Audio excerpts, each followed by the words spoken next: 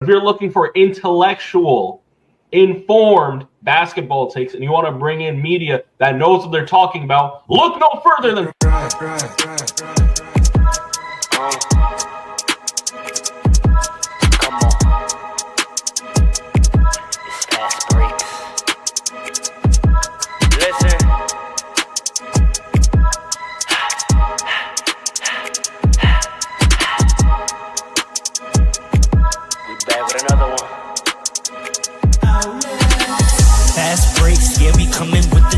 never early, never late, but we always push the pace, yeah. And we really study tape, y'all just view the highlights, man, we really watching games, yeah. You just watch from the stands, we run 3-man weeks, Paul, Dre, and Allen, yeah. Way more than a fan, we got love for the game, we don't have to pretend. Got it out the mud like you get it off the glass. I'm the run the fast breaks, throw me the outlet. Yeah, we got it out the mud like you get it off the glass. Time to run the fast breaks, throw me the outlet. We on the break, it's fast break. We on the break, it's fast break. Let's go.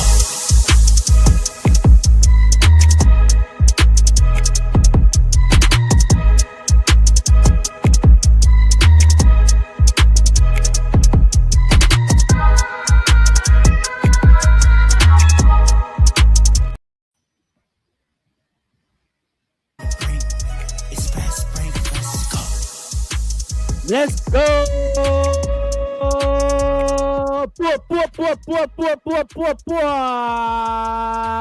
What up, party people?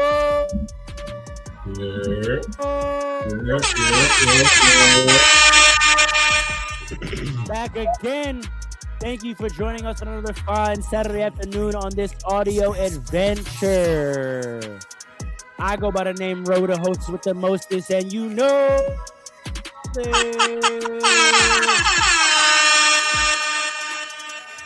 Flatbush. Joining me are my brothers. You already know this man right here, the man in the middle, Mr. Consistent, the author, America's favorite Haitian uncle, King Dre Sock Passe.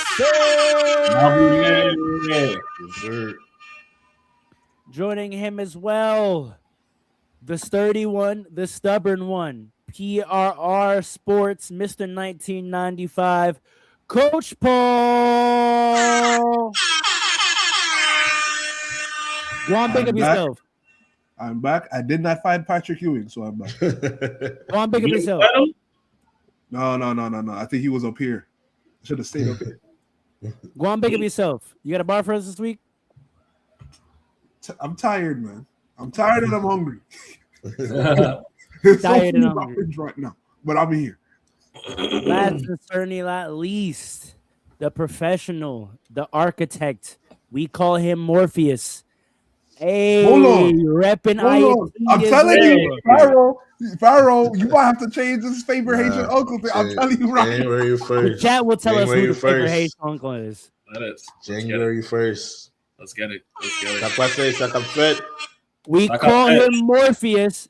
Alan, the man with the plan. Good. Big Jersey. Was good. Brothers, how we doing today? Facts. Play ball. Triangle offense. Y'all don't know about that. Y'all know about the clue tapes. Come on now. We're real New Yorkers here, bro. You don't even wait till we start our hip hop podcast. We start a hip hop podcast? That'd be fine. I'm not gonna lie. That'd be fine. Tell me not. Trying to start a pop culture. The Fast Breaks conglomerate. The Fast Break Media. Yeah. So, we're everywhere. The LLC soon come. Or sorry, LP, limited partnership, to be precise. You already know. Fellas, how are we? Post holidays, how's everyone feeling? Full, Happy New Year, first and foremost, to all the Fast Breaks family as well. Happy New Year. Happy New Year to y'all.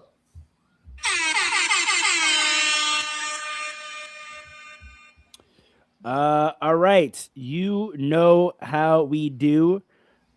First topic, game of the week. As a reminder, game of the week is not the game we think was the best game this week, but we all choose a game each week to break down and analyze to give you basketball nerds the breakdown that you are looking for. Unfortunately, due to holiday malaise, let's call it, we did forget to pick a game of the week, but I'm honestly putting that on y'all because y'all supposed to be telling us what game we doing in the chat, as well as voting for Potter of the Week. So don't forget to vote for Potter of the Week in the comments, and don't forget to vote for Game of the Week for next week. Although next week we know what we're watching. Yes, we do. Knicks We Pistons. said what we were watching. Oh, yeah, Knicks Pistons, baby. We breaking that down. I cannot wait. I cannot wait to watch this game. Monday, Jan 5 at 7 p.m. Lock in. Hey, maybe we go IG Live. Who knows? Maybe. That's not a bad Maybe idea. we go IG Live. Actually, no, we won't. I'm playing basketball in real life at 8. Never mind. All right. Well, there's that plan. At night? At the time of the game? Yeah, but I'm gonna watch it back. I got league pass. All right. I'm probably gonna watch that first half to get some Jalen Brunson vibes in my body. We starting the season. I'm trying to go. Why minimum is it 6-2. Oh, yeah. Why? Yo, Put it no. on. You're trying to get what and where? Hold on. Come on, man. 2026. What did you say? Never mind. Paul, No, see, that counts because it was accidental. Now, last night was that what you Last night said was crazy. You can't intentionally shame someone's lifestyle. If they mean that, So you then meant that's it? what they on. What I meant exactly what I said. Yes, I meant exactly what I said. That's what he needed to do. Oh gosh. Crazy. Yo, that's crazy. Oh dear. So did the three of you watch a game this week?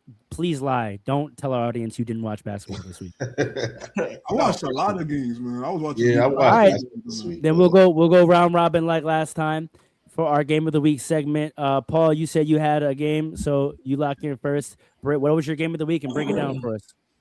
No, I said I watched a lot of games. I got to choose. All right, which game was the game of the week for you Which one is the game of the week? and why? I'm gonna go with Philly and the Grizzlies. So they played, and it was interesting watching the dynamic of Philadelphia now. I see why you say it's Tyrese Maxey's team now. We've been trying to tell you, bro. But the thing is it's funny. Should I go with that? You know what? I'm gonna leave that because I think already started. No, you already started. Yeah. I'm gonna say that. And somebody else is probably gonna bring up the next game that I'm thinking about. But that game was very entertaining. Went to OT. DJ Edgecombe is a problem. DJ Edgecombe, and I've been saw that from the summer league, but he's a problem. Joel Embiid, what he's doing now. The reason I said it's not his team is because I didn't see him be able to be on the court and take such a back seat. I didn't see that happening. If he continues to do this, it's interesting because it could extend his career, but at the same time, I don't know how much of a shot of getting out the East that Philadelphia has. And say what you want, I still think that's their mentality and that's their goal.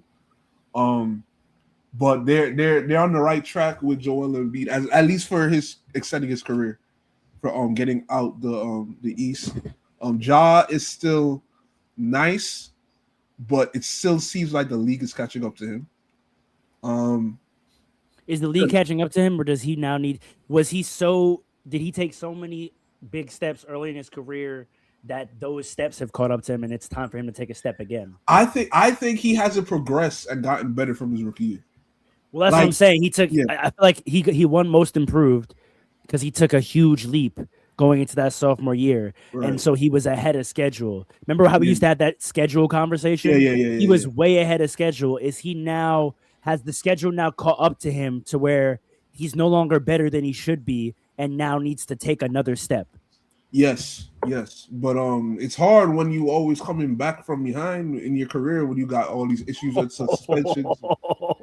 It's hard. Whoa, It's facts. It's facts. It's And hard. also, Like, it's he's coming back from behind.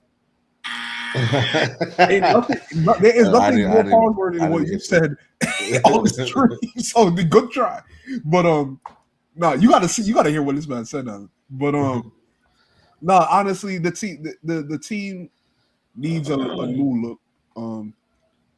It's a lot of these teams play the same, including the Grizzlies and Philadelphia. But it's just that, like, and I'll say this: end of game situations. This is where I saw he still needs to progress and get better. Ja Morant.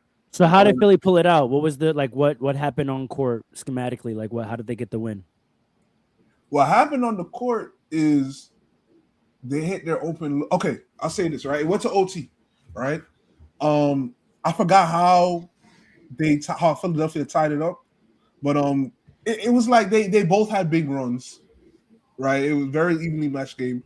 I forgot how Philly tied it up, but I remember in OT, Ja Morant had the ball and he held it for a long time. Then he tried to make a move. He got doubled. Everybody saw the double coming. He spazzed out. He wasn't the settling factor that a best player and point guard on a team should be to close the game. Well, can you give me some examples? As what? Well, this is what he did. So he dribbled to the baseline, right? The double came. It was the game clock was running down. Everybody knew that double was going to come. He didn't know that a double was going to come. He spazzed out. I forgot if he just threw a bad shot or passed to somebody who didn't get a good look, and that's what happened. They went to OT. Then when they went to OT, it was back and forth for a little bit. But when it came to the plays that needed to be made, the Philadelphia made those plays, and the VJ Edgecombe hit. I think Tyrese Maxey got doubled, and VJ Edgecombe hit a 3 to put them up late in the car. It was basically the game-winner shot, basically, the go-ahead shot. And yeah, that's what. And it's Aldama, I think that's the name, Santi Aldama on the Grizzlies. He had an open look too to tie it up. I think to win the game. I forgot how the score was, and he missed it. Right, but it was a good look. But to me, what Ja Morant should be in this league, he should have did something to close that game out. And like he should have gave his team a chance to actually win the game at the end of regulation, and he didn't do that.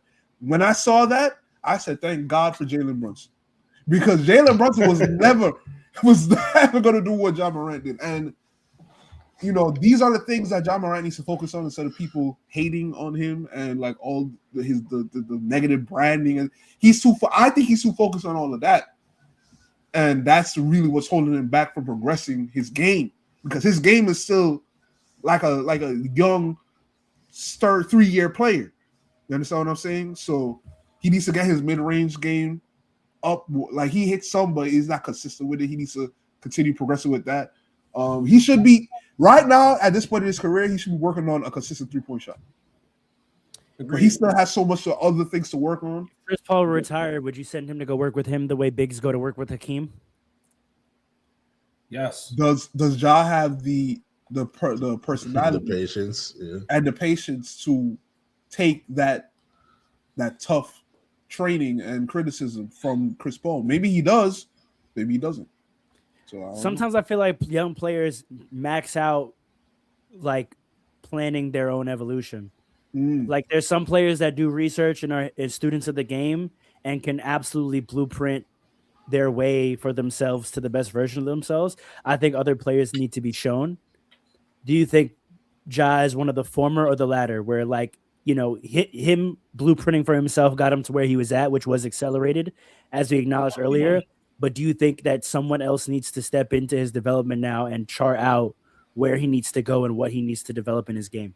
I think that jump that he took from his rookie to his sophomore year was kind of inevitable because you hear players talk about it all the time. When you play enough games, the game slows down.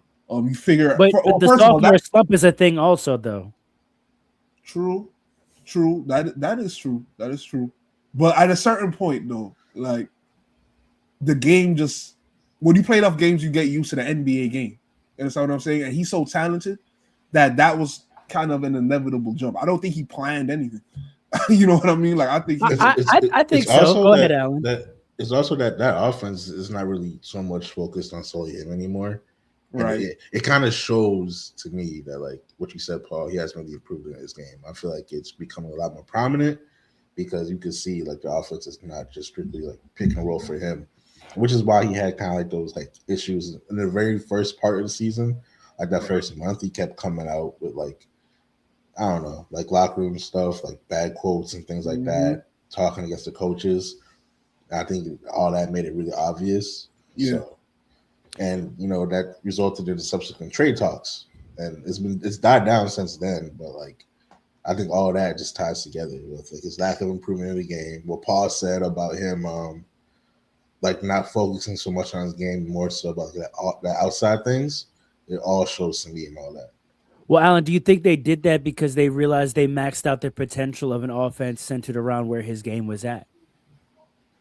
They had 3 straight playoff runs with him being probably at the peak of his powers to date.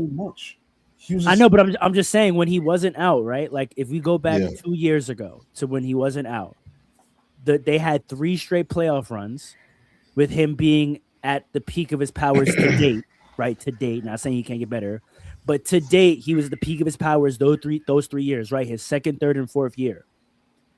Their runs didn't go anywhere. So do you think they realized he's not good enough for our offense to be centered around him, but they've switched it, but not given him a clear blueprint of where he needs to go because he's been out. So they make this philosophical change at the same time that he's not around the team. So he comes back the same player with no guidance on the kind of player he needs to be, but the team is now trying to play this different way, and there's a mismatch there. Do you think there's a failure in development? Do they need to sit him down and describe to him the kind of player he needs to become in order for this new offense to work? I think him being out is what caused the change, because it's like, all right, he's out, but do we want to be trash? You don't think that they realize that they've reached their ceiling? Nah, with the type of offense they were playing with him. Nah, because you gotta understand, like, remember Gigi Jackson, how he played his rookie year, right? Santi Aldama, how he played, like all these other guys, and then JJJ, right? Jared He Jackson. still couldn't get out the first round though. No, but I'm saying with Ja being out, these other guys stepped up, and it's like, but they were healthy. They had a healthy version of their team twice, at least, and they went out in the first round. You don't think that played into it at all? I think him being out created a situation where their offense had to change because he was out so much, right? So you think if he didn't get hurt, they would have ran the same style back again? Yes. And Alan, now when what he about comes you? back, Alan, what about you? Alan, what about you? Do you think they would have just kept banging their heads against the wall in the same way? Probably not. Getting better. Yeah, they would have. They would have did something differently because one, I think the whole thing came from like the coaching. It was they got this European coach that whose whole thing is like, which signaled what, right? That they wanted something to change. Yeah. So to your point, it seems that they wanted things to change, but that doesn't tell me like they wanted to get rid of him. You know what I mean? Maybe no, I just think that it was unfortunate that he left at that exact moment because they didn't get to design the new vision together. So he was kind of left to his own device. If he was just hurt, maybe it wouldn't have gone that way. Because he was hurt and in trouble, I feel like communication was probably low. And so the new coach came in and designed a whole new vision, and that vision wasn't created in collaboration with him. So he wasn't brought into the idea of it, and they also didn't designate to him what his role in it was going to be and what kind of player he needed to become in order for it to work. So he came back the same guy with the same game, trying to do the same things, and the coach is like, we've been off that. It's not going to work. Listen, there's a reality that comes behind it, right? And the reality is... Can't hear. The reality is when there's a team scheme that works, I think there's a point guard out there that the current Grizzlies system with all of their players minus Ja Morant actually works and looks very successful. And I think this is going to harken to a later point where we talk about point guards. But I think the reality is, and it's something we discussed weeks ago, Ja Morant might not be done in this league, but his tenure with the Grizzlies is coming to an end. And if they don't bring him in. Even if they bring him in, I don't think he can play that play style that they're looking for. I really don't. He has no intention. Currently, or you think he can't even become the kind of player? Because again, we started this talking about, does Ja need to take another jump? Do you think the kind of player that they need is not something he could become in the next year? Not without a lot of inflection and introspection. And he needs to sit down and he needs to change a lot of stuff about himself in terms of what his focus is. If his focus is basketball and winning, I think he can do it. But right now he's going the Ben Simmons route and focusing on things that have nothing to do with the game. Let's keep it basketball though. What let's stop speaking in broad terms. What do we all think this player is? Like, what is the kind of player that we think Ja would need to become in order for this system to work? Paul Robinson. Paul, you watched the game. Like, what's the, and you can use a player comparison if need be, but like, what is the kind of player you think he would have to become, and do you think he can? He needs to develop a more consistent pull-up mid-range shot. He needs to have a conversation with the coach for end-of-game situations. Because the way they look discombobulated and they were only able to even get to OT because of talent and Ja just being nice, right? And then I think right now at this point in his career, he should be working on a consistent 3-point shot. Correct. But because he's still trying to prove that he's nice the way he is right now, right? He's not working on getting better. He's too focused on trying to prove I'm nice. Like I'm still him. He's trying to say I'm still him instead of being a better player than he was before he was getting suspended all the time for those off the court issues or whatnot. Now, do you think he can become the player you're describing? Can he? Yeah, I think he absolutely can. Alan, what about you? Do you agree with the description Paul gave of the kind of player that Ja needs to become in order for Memphis to work specifically? Yeah, I think that was great. That, and I would add because you already said a consistent 3-point shot. I was just going to say catch and shoot, so basically the same thing. No, that's different though, because off the dribble point of offense, 3-point shooting and being able to be a reliable catch and shooter are two different skill sets. Yeah, I think that's what he needs to do. Yeah. But I think he needs that for this, whatever Memphis style is trying to do. I think he needs that. For the last time I saw Memphis play, they played a little bit of like how Miami does it these days. Yes. It's a lot of drive and kick. And for the team to succeed, he needs to do that. Does Ja have gravity? Not currently. Oh, that's a good question. That's what your point just made me think of. If you're running a Miami style motion ISO offense, does Ja have gravity? If someone else drives, are they gonna get paint? Right now, no. Are they gonna get paint penetration if Ja is strong side? No. Yeah. In my mind's eye right now, I'm trying to imagine like Jared Jackson Jr. driving like how Bam does, and like I don't see nobody playing off of Ja Morant like that. You mean you don't see anyone staying home? Correct. Yes, that's what I meant. Yeah, I don't see anyone staying home. Playing hope. Nah. Because the thing is like it looks like he's still trying to figure out what he's supposed to do in the court. You know what I mean? And he's still gonna get his points because he can't space it, right? Yeah. So right. So, but it's like he's just so talented that he's gonna get his points too, right? Yeah. So when you mostly on ball, right? On ball, right? Should they turn him into a cutter or do the dreaded put him in the dunker? See, doing that. Listen. You're moderating. I see you, but listen. The thing is with somebody like a Ja, he's still trying to prove a point right now. You don't take the ball out of his hands. He's already mad.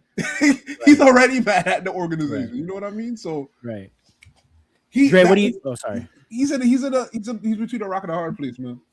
Dre, what do you think? Right now, he should be better in his career, like further along in his career. Like people don't talk about Ja anymore. Think about that.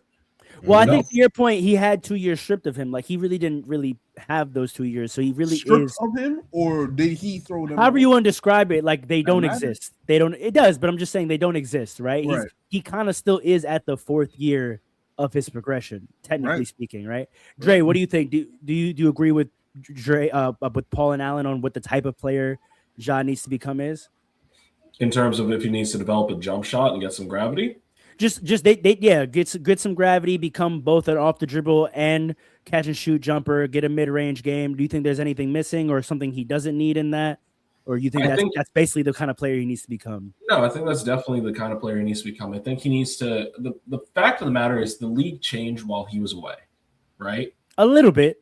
There's a style of point guard that has really taken center stage that he can develop on. But he's not there yet because he doesn't have, he doesn't even necessarily need to be a sniper, right? But he needs to be a shooting threat. The fact is he doesn't draw doubles. He doesn't bring gravity. Running a Miami offense in the Grizzlies, for the Grizzlies, doesn't really do a whole lot, only because no one is going to be like, oh, man, we got to get Ja. Oh, man, what's he going to do?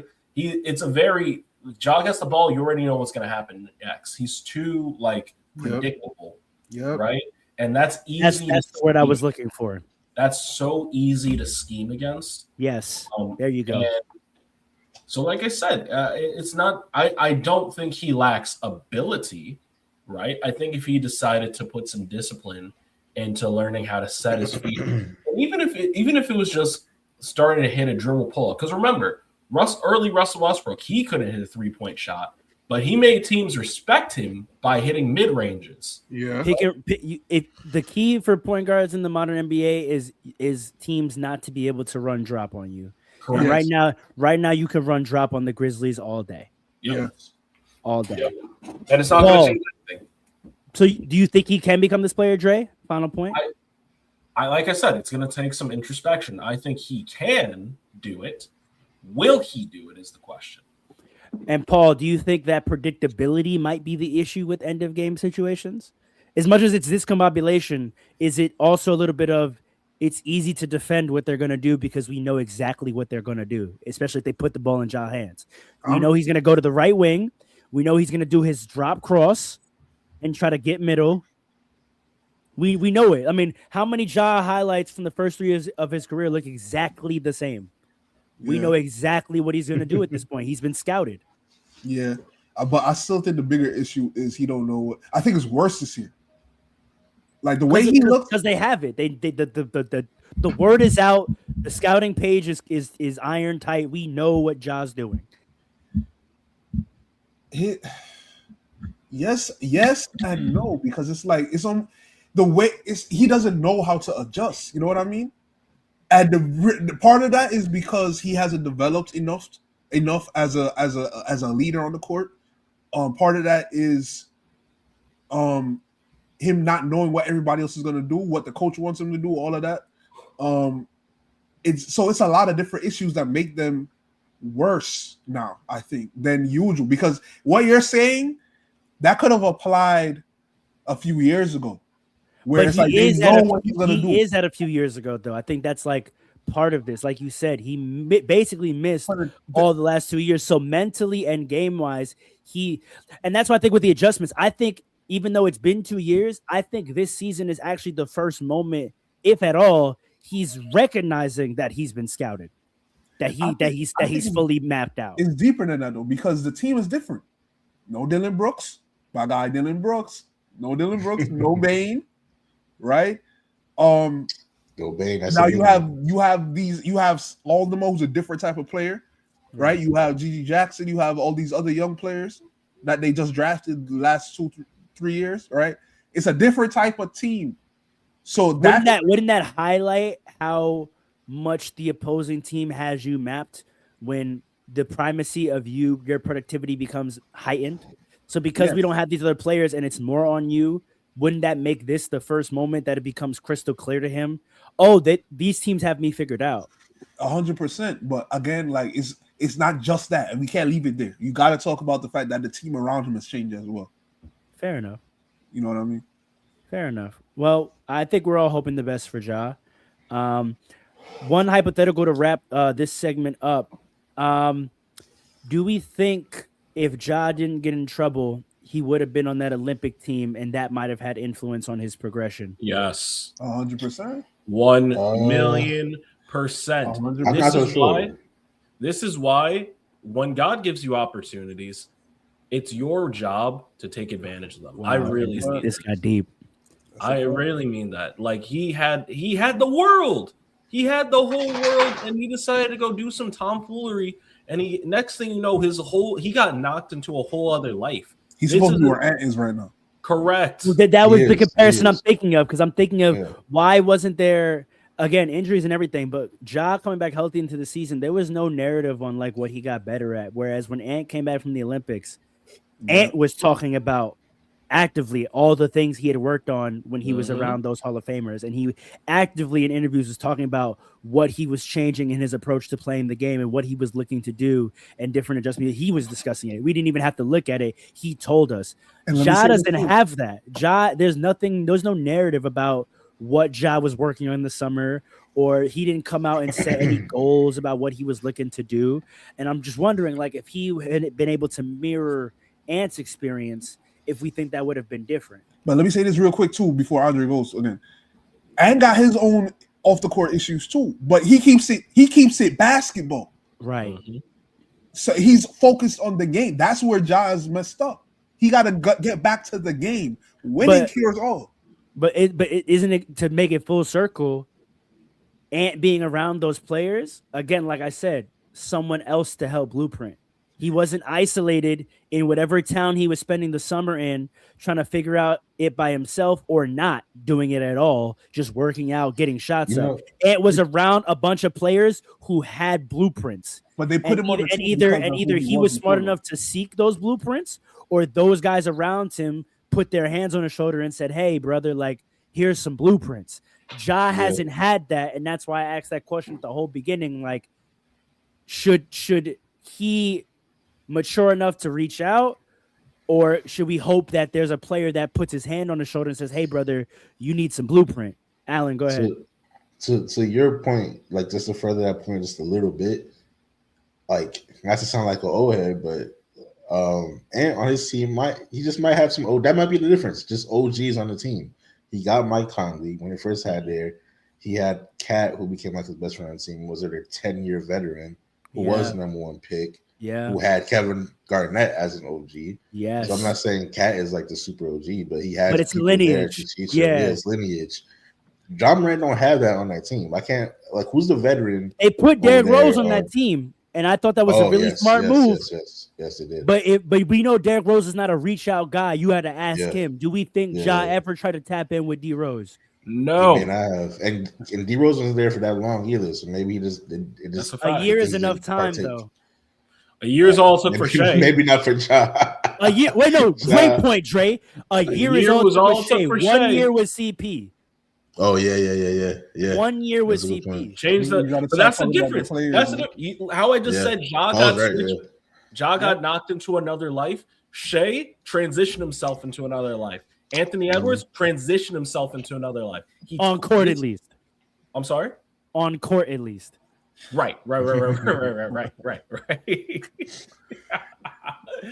But continue your point.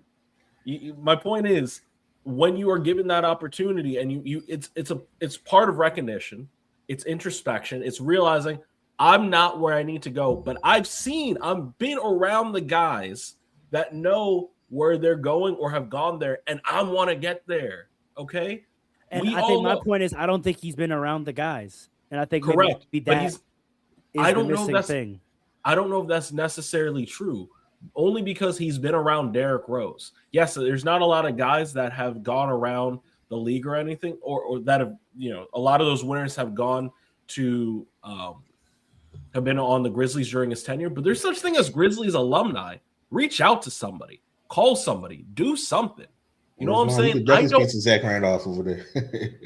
Zach Randolph don't got blueprints for Ja's game, though. That's a fact. Yeah. Like when Ant was around the Olympics guy, he was around the perfect people with blueprints for his game. He tapped in with, and we know this from the Netflix docs, both of them, starting five and the Olympic doc. There was plenty of footage of Ant tapping in with KD about follow through, KD, and tapping in with Steph about foot placement and foot setup. Like he was fine tuning these micro details, right? He was tapping in with LeBron about reads, right? If Ja's not in that environment, sure, he could ask the Grizzlies brass to give him Zach Randolph's number. What is Zach Randolph, respectfully, gonna do for Ant's game? No, that's fair. You can call Mike Conley because Mike Conley was over there too. Mike Conley's still playing and actively mentoring another player on his own team. That's a fact. So, I mean, part of it's also it's part of the organization as well. Like, what are they doing to set him And there up? we go. That's But I wanted to end it with like balancing. Like he messed up and missed out on opportunities to put himself in environments to get blueprints, but also, what are the Grizzlies doing? Like, how are they trying to remedy this? Like, who are y'all calling? Who are y'all sitting him with? Like, Nah, man, I put it all on Ja. It's a lot on Ja. I'll put it It is. 75% on Ja, but I would agree with 25% is the organization. I would And it's agree like, with what that. are you going to do after? You know, but to the organizational part, they did go get him Derrick Rose. that's yeah. And it Listen. doesn't look like they tapped in. Listen, Ja would have been on the Olympic team if they looked, if the people who work for Team USA, who represented Team USA, saw Ja and said, you know what, this young player needs to be on the team. He would have been there instead of Tyrese Halliburton. No. Yes. Tyrese is not the one I'm taking off the team. Are you kidding me? Which other said guard? Which other Derek guard? freaking White. Yeah, Derek White. Oh, that's Derek freaking White. That's true. Nah, he still would have been on. You know why? Fuck He's- out of here. They Absolutely. wanted another Celtics representative, I think, Absolutely. because not. Jalen Brown. They had Drew Holiday, Derek White would, and they had Jalen Brown. They had but Matt Jalen Brown, Celtics. Jalen Brown was didn't there. decline. They dismissed Jalen him. Brown declined. No, he did not. Didn't he? Did. No, he did not. He didn't get invited. They He didn't get invited. pick him He was pouting all offseason about it. all season for not getting Right. picked. I forgot. Yeah, Right. you're right. They picked Derek White. right over Jalen Brown, which is why I'm saying they wanted another Celtics representative. No, I just think they wanted a certain type of guard. Yeah, I agree with her. I think they wanted that type of. Ja's not that. Ja combo would never guard. be that type of guard. I think if Ja is right, he gets either Drew Holiday or Derek White's spot. Nah, For he's sure. taking Tyrese Halliburton's spot. If they wanted the Derek White, not Ja's taking not Tyrese replacing what Halliburton's Derek White spot. brings. He's not taking. Tyrese Tyrese didn't even Halliburton's play. spot. Derek White what's and Tyrese doing Ja for are him? two different players. Ja Morant and Tyrese are more similar. In you said what? I said Tyrese Halliburton didn't play. Tyrese Halliburton was No, on but that we gotta team. act like we can't. act Tyrese like- Halliburton was on that Hold team to on. learn. Hold on. Thank you. My point exactly. That's what I'm We're not- saying. We're not going to John act Morant like takes they don't use USAB as a Yeah. mentorship program for the anointed. We're not going to do that. It's not all team building. Which Those is part- spots, which is those my spots point. are also we are giving coveted honors to young players in the NBA who we believe deserve and earn to be in this environment to help their game. Tyrese Halliburton earned that spot because he deserved to be in that environment and what it would do for him. If That's Ja why was doing what he was supposed to do, he would have been there instead of Tyrese because he would have had the same. I don't think Ja would have deserved it more than Tyrese over some other players. Yes, I do. Because think about how good the Grizzlies were. Think about how good the Grizzlies were. If he wasn't suspended for the Brother, you keep saying that, but again, I keep pointing out they never got past the first round. Tyrese Halliburton went to 2 back-to-back Eastern Conference Finals. and I'm So saying, you keep saying the Grizzlies were they were a first-round exit team. They weren't that good. Ja, you think they were going to continue to be a first round exit team? But we're talking about at the time when these selections went out. At the time when these selections went out, Tyrese Halliburton's coming off of Eastern Conference Finals. And I'm saying at the time, this is after Ja served his suspensions, which held him back in his career. No, but I'm saying that those years, right? Like when the selection, because the selections are made a few years in advance, right? At the time no, yeah, they are because you have to train camp for it. not a few years though. Yeah, not When for did Derek White get selected? not for the Super Hall of Famers who get to decide last minute, but for a lot of the team, because you're forgetting they don't just pick the 12-man roster. They invite a whole slew of players to camp, and then they pick from camp. Tyrese Halliburton got that invitation from camp well before that summer. Well before, if I would say by well I mean like a year. a year before he was in the finals. Yeah. That's crazy. No, that he wasn't in the that Ja finals. would have definitely been there. Brother, you had the years mixed up. He went to the finals after the Olympics. No, he didn't. Yeah, no, yeah. He did. Yes, he did. He did. The Brother, Olympics he were tore, what, brother, he 2024, tore right? his Achilles in the finals. How would he go to the Olympics? Oh yeah. Oh nah, you're right. So that's what I'm saying. Go back to then. That was his first Eastern Conference Finals the year before the Olympics, right? Before then, that was again, Ja got in trouble at the end of that season. So up until that season, No, he was getting in trouble before that though. I know, but I'm saying, like, with him getting in trouble was that season. That was the season he got in trouble, right? He got in trouble before that too. No, he didn't. I'm saying both times the gun things were that season, the season before the Olympic summer. Like that year was the year that stuff happened, right? So if we're ranking how good the Grizzlies have been up until selection time, the Pacers were well better than the Grizzlies. Wait, hold on. He was out for injury before that though, because he was definitely out. No, brother. He was out for Brother, more brother, you're confounding it. He has been hurt the last year, which was the year after the Olympic year, and he was hurt when he tried to come back from his suspensions the prior year. But he got suspended that year. He got suspended, and then he got hurt when he came back, and his season ended. And then he came back last year and got hurt for most of the year again. So you're telling me Tyrese Halliburton's first year on the Pacers, they said, "Oh, come through." It wasn't his first year. What are you talking about? How many years Tyrese been on the Pacers? 3 years probably at this point. But he got drafted and played a whole year with the Kings. We discussed this already. Tyrese Halliburton has been in the league a little longer than people think. He's been same year as Ant, so 2020. So 2020, a year and a half with Kings, and since then he's been on the Pacers. Yes. If Ja didn't get in trouble and have all those issues, I'm standing on the fact that I think he would have had it over Tyrese. The Pacers are because he was hyped up more than Tyrese. Tyrese came out of nowhere. So if he was maintained the hype, whoa, I think you're forgetting how big Tyrese was that year. No, I'm just saying coming into the league. No, sure, but around selection time, and we can get off this, but around selection time, do you remember that season, the season before the Olympics? Tyrese Halliburton was the most highlighted point guard in the league. Actually, yeah. Yeah, but Ja was that for like 2 years before that. That's what I'm saying. We're talking about at selection time. At selection time, Ja, with the hype that he had years prior, had went out in the first round twice, and Tyrese Halliburton's stock had risen. He's true. That's true. That is true. Yeah, but I don't know if John Morant would have ever made it before him. Only because like the roles like of the team. Because I think Farrell's right. They do always get like a young player to come like learn. They get a couple. It's supposed to be a couple. When Ja messed up, they said we're just gonna put veterans on the team then. Yeah. I think it would have been Ja and Tyrese as the young guys to soak up, and maybe Drew Holiday or Derek White also make it. But you never see two of the veteran guards make the Olympic team. Usually they'll have at least two young guys on the team.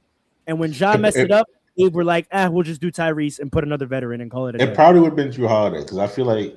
Yes, I agree.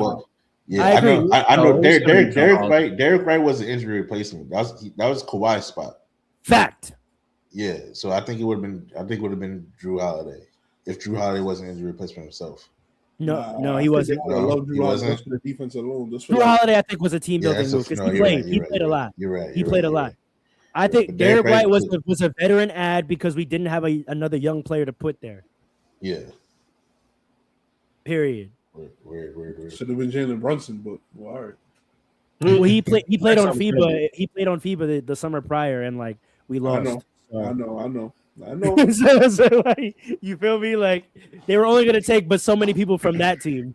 It's okay. They took and they're like the rest of y'all. Maybe the next FIBA. Yeah. I think Tyrese was on that team too. Actually. Oh, was he? Yeah, I think so. He might have been. Yeah, he might have been. It wasn't gonna be Austin Austin more than Reeves. two. Brandon Ingram, I'll tell you that. Even though Austin Reeves killed that FIBA.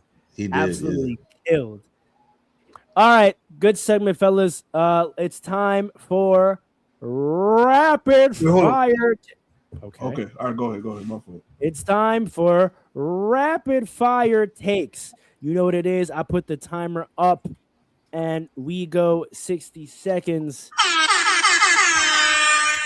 to see if the fellas can get their takes off. Paul, you dominated segment 1, so I'm gonna go to Alan for segment 2. All right. Our first topic for rapid fire takes this week: Jokic's injury. Let's get a 60-second reaction to Jokic injury and go. Yeah, I think the Nuggets better be, thanking the lucky stars that it wasn't a worse injury than what it is. He's out for 4 weeks, which is tough. Losing like your whole system in Joker, but only 4 weeks is kind of like a blessing when you think about like the different injuries that could have happened and stuff that happened to other stars, because it was like a non-contact knee injury, right? His foot was stepped on. Yeah, okay, but anyway, it's going to be tough though, because they're down like 4 out of 5 starters. I watched the game last night with Jamal Murray against the Cleveland, and like he's their only starter in the game, and so they have not the easiest schedule coming up. It's not the hardest, but it's for sure not the easiest. They just got to try to do their best to remain consistent and competitive, but they could definitely slide from like number 3 right now down to like number 7. If you can just do that and stay competitive, maybe you'll be in a good spot. All right, Dre, 60 seconds. So, quick reaction to Jokic's injury. Go.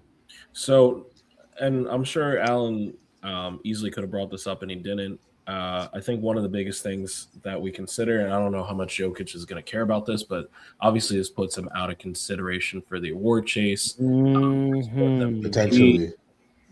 I mean, 4 weeks. I think he's cooked. I think that takes him out completely. That's a lot of games. He's got to make 65. If he's out 4 weeks, maybe he makes it. Maybe he hits 66. He might just make it or miss it. But continue. So it's very close. One point is this might highly put him out of consideration. I think with how tight the West has been over the last few weeks, and we'll talk about it later, but certain players in the West are starting to heat up and their teams are starting to heat up. This is a bad time to go out. This is it would suck, just like Alan said, if it was just him and the rest of the team was afloat, but they got nobody. they got Aaron Gordon also still out, don't forget. Say it again? Aaron Gordon is also still out. And so is Jonas Valanciunas. So they got no one. They're not in a good way right now. Paul, 60 seconds on the clock. Jokic's injury. They'll be all right. Yes, it could have been worse. It's 4 weeks. It's not 4 months. He's still gonna. His numbers are so crazy that he's gonna come back. He's gonna make eligibility. He's gonna play the 65 games, and he's gonna get the award, the MVP award, because he should have really got it last year, but they had fatigue, so he's gonna get it. Fire's gonna be mad, and they'll be all right. Now, when it comes, I'm not a Jokic hater. Yeah, all right. So when it comes to the team and how they're playing, this is a good opportunity for Jamal Murray, because he has a tendency sometimes to depend on Jokic. The whole team does. So, this could be a blessing in disguise in a way, where everybody else has to step up and develop their own games enough to, actually try and win some games without Jokic. But who's everybody else? They're going to 6th, 7th, 8th, 9th, and 10th man off the bench. Who's everybody else? Yeah, all of them got to play better. All right. Moving on, fellas. Moving on is rapid fire takes. Our next topic: Ant leaves the bench. Paul, we stick with you. 60 seconds. I wanted this one. Ant leaves the bench. Ant left the bench. Again, Ant doesn't have a bad reputation when it comes to chemistry issues, leadership, things like that. This is really the first on the court incident, I guess, with him. So this is the second. The second. What was the first one? He did this is the second time he left the bench. Don't forget the chair. What happened with the chair? I forgot that. His first playoff series, when they lost, he ran off the court and threw a chair and it hit a fan. Oh. Well, they're gonna say that's passion of the game. Heat in the moment. It was a playoffs. So listen, I'm not worried. I don't think anybody else is worried. He doesn't have a bad image. So he'll be all right. They'll be all right. Honestly, I think that's Paul's mantra for this week. They'll be all right. They'll be all right. 60 seconds on the clock. And leaves the bench. All right. So obviously it's a bad look. Paul's right. He doesn't have necessarily a bad reputation. I don't like the idea though of my superstar not finishing games. I don't like the idea of my superstar walking off. I really don't care what the reason is, unless it's like injury, something happened with the family. Sorry. Excuse me.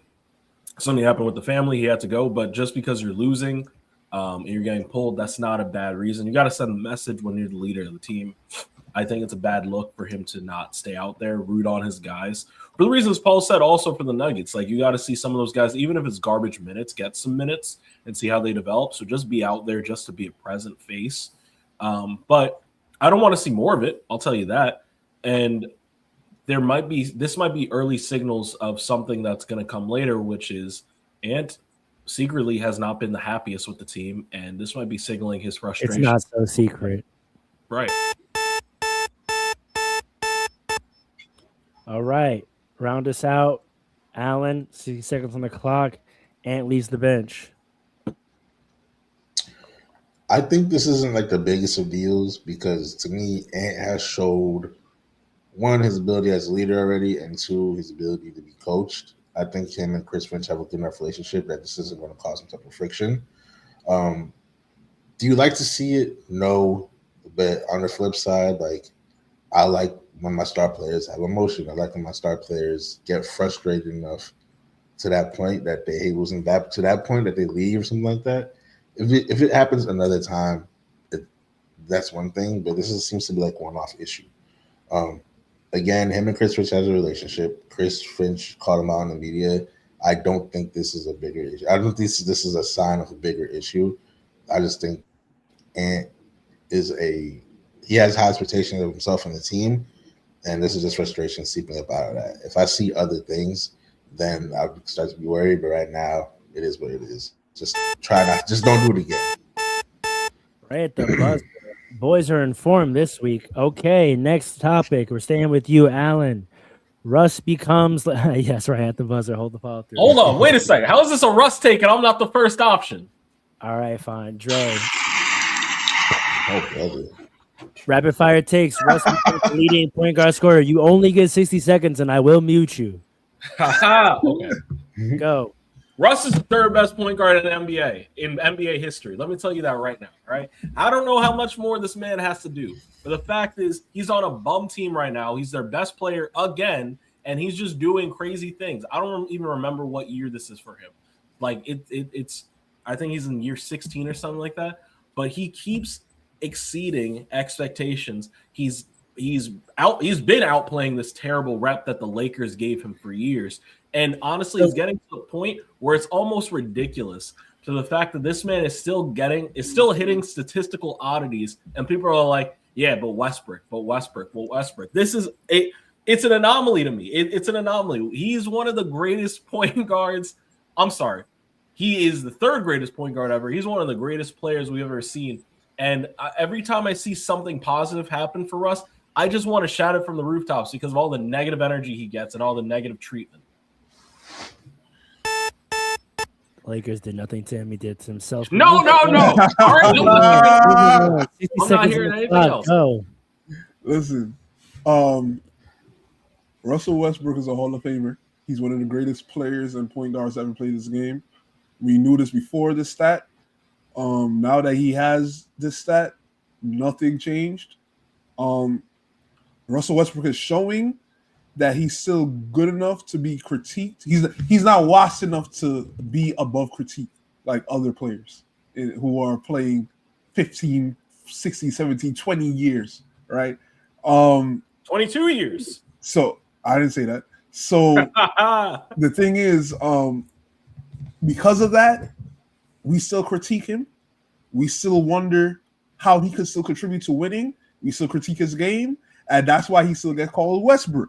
Because now he's on a bad team doing this. This is crazy. And he's shown that he's good enough to actually still contribute to a team. And that's what we want to see because we want to see him get a chip. Right? So that's all I got to say. Well said. Allen, last up. Let us know. 60 seconds on the clock. Russell Westbrook becomes the leading point guard scorer. Yeah, man. It's just more indicative of the amazing career that he's had. He's always been an explosive scorer, and this kind of like puts a stamp on it for sure. I've said on this pod before, and when he broke other records and stuff, or been doing good on other teams. He was my favorite player for a good number of years. I just want him to have a happy ending. I just want him to be remembered well for everything that he's done, like in the NBA. I think this kind of helps that. I would like to see him on a different team and contribute to winning, like Paul said. But the fact that he's able to go to a team, contribute, put up good stats, play himself, and not seem totally washed, I think is a win for him, especially after that Lakers stint. Yeah, he did it to himself, but the Lakers fans, I don't know if he did it to himself. The Lakers fans did not help at all. So I'm just happy we're not on the court. Yeah, I'm just happy his image has been kind of like revitalized, so to speak. All right, and our last rapid fire topic of the day. I wish Josh were here because this is an interesting one to hear his perspective on. But the Claw is heating up. He has 105 points in his last 2 games. 60 seconds on the clock. React. Yo, this is what best players. This is what the best players in the world. This is what they do. This is what they do. Kawhi Leonard, obviously, he misses so many games, but like it's so easy to forget that how good he is when he's on the floor. He's kind of doing it in a moment where they need to, because it's looking real scary for the Clippers, right? We're down, way down in the standings. They won like 6 in a row. They can make it 7. They might have something here. I hope they ride out this momentum. He's doing it by just getting old-fashioned, good old buckets as well. That's what I really love about it. He's ethical hoops. Ethical hoops. He's just getting to his spots. He's making the mid-rangers. He's driving. He's going hard at the basket, getting and ones. It's just good old school buckets by Kawhi Leonard, and I love to see it. If they can ride it out, hopefully they can make the playoffs and turn the season around. This is a really important time in the season for him to do that. And I just want to see more, man. Stay on the floor, Kawhi. Well said, Dre. The Claw heating up. 60 seconds. Go. So this is a great reminder that at any single moment he's ever wanted to, Kawhi Leonard could be the greatest player on the planet. And I truly mean that. I've seen him do it in stretches. Over these last 6 games, for the record, he's averaging 39 points. That's that's insane. Doing it. And you know the thing is, it is important that Alan pointed this out about the ethical hoops, because the way he's doing it as Kawhi Leonard always do it, which is, I'm just better at you at basketball. And it's insane. And it's just people just watching him and unable to do anything about it. The fact that injuries have derailed his career and whatever investigation was happening at the beginning of this season has also derailed his career is a hard thing to see. But I love seeing Kawhi Leonard great at basketball. I love seeing him dominate the game because I feel like the game is better when he's doing it. I don't know what this means for the Clippers, but I'm interested in watching.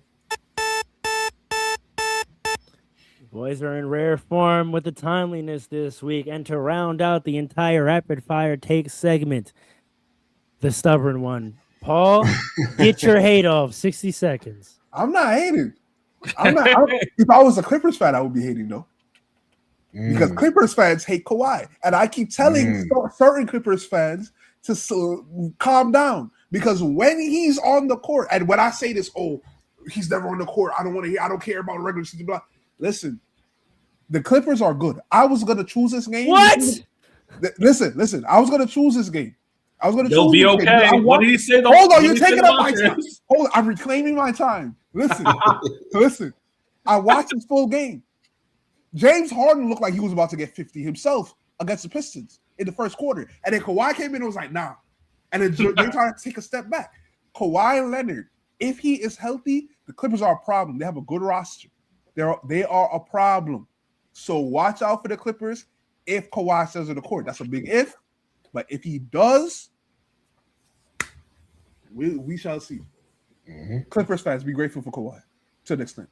Listen, mind you, the Clippers have 12 wins. If the Clippers make it to the playoffs, talk about bad start. If the Clippers make it to the playoffs, and James Harden and Kawhi Leonard is healthy, James Harden, all those we don't know if he's clutch, it's not going to matter. Just get the ball to Kawhi. and let this man go off for 39 points a game. Listen, man, Kawhi is going to cure all, man. That's the Clippers need to start praying for his health. All right. All right. Do you still want bad things for the Clippers, Andre? Do I still want bad things for them? I do. I do indeed. But I'm just saying, it's a big if. We're going to transition to our final segment. But before we do, just a reminder, please vote for Potter of the Week and next week's Game of the Week in the comments. Although this week it has been decided we are watching the Knicks Pistons. But go ahead and jump in the comments and let us know if there's anything particular you want us to pay attention to in that game so we can break it down for you. All right, now it is time for Debate of the Week. And for that, I have something else to show you, fellas. Fred VanVleet a few weeks ago and KD had a really interesting conversation. And I want y'all to hear it, and then we're going to react.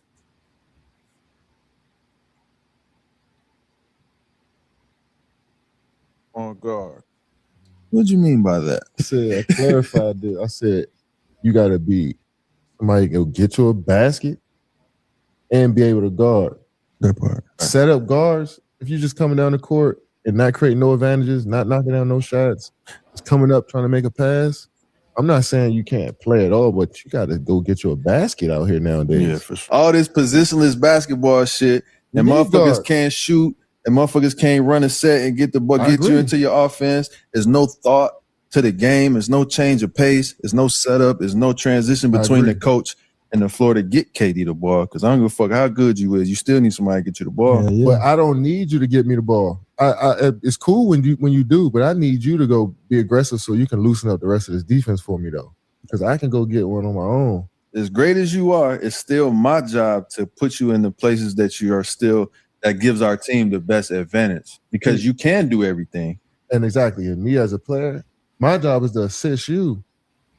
Be ready to catch and shoot. When you done cooking somebody, I'm there to catch and shoot. When you want to go get you a bucket, I'm spaced out. For sure. You need a screen, and I'm gonna set a screen for you, and I'm gonna create an advantage that way too. I need my point guards to get a bucket. I came into the league with Russell Westbrook. Then I went to Steph. Yeah. I went to Kyrie, James. Get buckets. They passed and got buckets. Yeah, that's great. Which made everybody else better. You know what I'm saying? You see point guards who don't create an advantage or don't look to be aggressive. I'm just like, well, that's just making my life harder because now they don't have to guard you. You don't feel like you're a threat. Now they're just gonna say, well, we can just use that resource to help guard me. So it's still a whole nother aspect to the game that is lost right now, where it's like, yeah, we put in dynamic threats on the ball, but it's like at that point it's damn near pickup. And when the game slow down, it take a little bit more structure to it. You know what I'm saying? To even just to ride the ebbs and flows of the game of like knowing when a guy need a shot, knowing how to take advantage of the defense, like on the second side too, because just because they doubling you, that first pass not always a shot. You're right. You still need another play out of that. It might not be a shot, but it might be to get downhill and make another play. So I would say more like just a playmaker, but I think you've had both extremes. I think you've had super dynamic on ball threats, and I think you've had kind of guys that are not a threat playing at the guard spot. And I feel like I'm somewhere in between. So there was no more small guards. I'm not gonna hold you. Very, very interesting conversation. Well, let me set it up first. I want you to go first, though. Of course. Oh my god. So I think the captions on this did a really good job explaining that the two gentlemen were in a lot of agreement, but they were expressing their view of the game and particularly the role and function of a point guard from different perspectives. And I think it ended with Fred sort of breaking down why he feels like KD came to the perspective he did, while still emphasizing what more there is to be had from a point guard. And I think this is very interesting because they're both champions, but they won in different ways, right? You know, KD, just to summarize again, and the captions did a great job, like he's talking about floor spacing and he's viewing the point guard in terms of how it helps him. Because in his mind, he's thinking about us winning and I'm getting off. And he's like, if my primary guard is not a threat, it's going to be 10 times harder for me to get off and therefore our whole offense to get off. So it seems like he's saying the most important thing to me is that the point guard is a threat and dynamic and has gravity, all that good stuff. Fred is talking about, well, what happens when you go too much in that direction, right? When your guard is just a threat and is low IQ and it devolves your offense into pickup style where you're just driving and kicking what Kobe used to call accidental offense, right? And he's saying in high leverage moments, high level basketball, the game is going to slow down. You're not going to be able to do that. You need structure. You need organization to be able to manufacture a basket. And then he also threw it back to KD in terms of KD's success, saying like, yo, you're great. But like at a certain point, like for our offense to flow right and for us to put your advantage in the right spot on the floor for the rest of the team to also thrive. Like, yes, you can get your bucket from anywhere, but you getting your buckets from a certain spot actually helps the whole offense function better. It's my job to kind of put you in that spot and let you cook there to create the floor balance that we need, right? And he's like, guys who are super dynamic threats, a lot of them don't know how to do that. And they kind of go back and forth about all that. And then Fred's kind of, you know, he describes like, listen, I get it. I feel like you've had both ends of the spectrums. You've had playmakers that really can't score, that move the ball, but have probably made it harder on you to individually score. And then you've had super high scoring dynamic guys. And KD went through his list. Russ, Steph, Kyrie, James Harden, right? And Fred's like, but listen, I'm kind of something in the middle, which is what he was, especially during his championship run. He helped put Kawhi where he needed to be and helped them execute. He knew when Pascal needed to look. He knew when Serge needed to look. He would run a fade or a curl for Kyle Lowry, right? But also, you couldn't leave him. He would knock down a shot. He could run a pick and roll. You couldn't play drop on him because he could duck under, hit three, or he could hit his mid-range pull-up or even a floater. So, and I'm sure the context of this is discussing how their team is going to operate. And Fred is confrontational. We saw his confrontation with Draymond Green. So he's bringing the smoke right to him because you said on a podcast, the small guard is dead. Meanwhile, I was set to be your starting point guard on this team that we're trying to win with. So, like, I need to understand what your perspective is on this.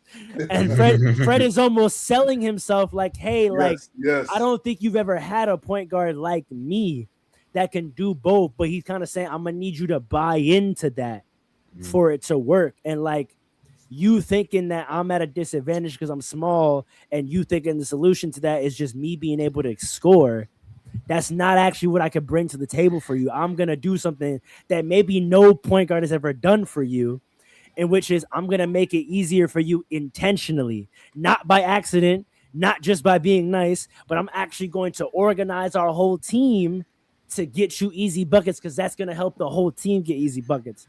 So I have my thoughts on this, and I'll like tease them, but I really want to hear your thoughts and then my reactions to them are what I think is going to drive this conversation. But basically, I brought this up because I think it relates back to our conversation about point guards, where some of y'all felt like point guards were not needed in today. What I think this conversation highlights is I think the kind of point guard that y'all are thinking about, which I think is one end of the spectrum that KD was talking about, which is like the non-threat playmaker. I think in today's NBA, you all and KD would be right. That doesn't work. And I think many people think that there's only one other end of the spectrum, like KD presents and like Fred criticizes, which is the dynamic threat scoring point guard. And we've seen that be successful. Shea, Luka, Giannis, who is not a point guard, but a point forward, right? The dynamic point person, let's say, to not have to circle back to our old conversation, right? And while that may be true, I think what a lot of us, and probably a lot of people who play points, like this is where me and Fred relate, and a lot of people who have affinity for point guard, when you said this point guard's not needed, you're missing a part of the spectrum, which is what Fred, I think, presents himself as, and he also brings up, which is the middle ground, truly elite point guard that does both. And I think a lot of teams need that to be contenders, and we don't talk about that version of a point guard a lot. And part of my theory, and I have some research to back this that we'll get into as you react, is I think part of why people say the point guard is gone or you don't need it is because there's not too many of that point guard in the league anymore. There's not too many guys averaging 18 plus points and 8+ assists anymore.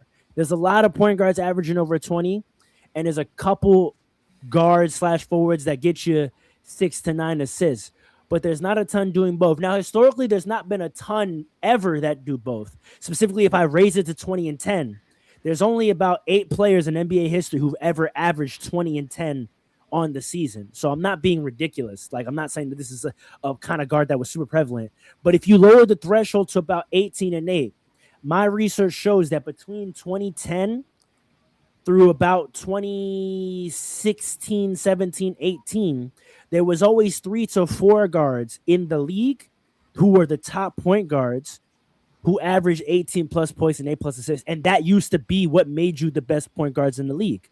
Those guys that could do it both. And I argue that is gone now. There are maybe 1 player a year since 2019 that does it every year. And in the league today, I would argue there's only about 2 guys even capable of it. Whereas before, like I said, it would be 3 to 4 averaging it the year, but there would be 4 to 6 that could, right?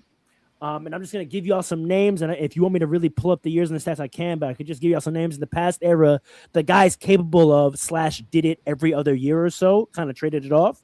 Chris Paul, Darren Williams, Steve Nash, John Wall, Rondo sometimes, but often didn't reach the scoring enough. And there's one more I'm forgetting. Russell Westbrook. There was one more I'm forgetting.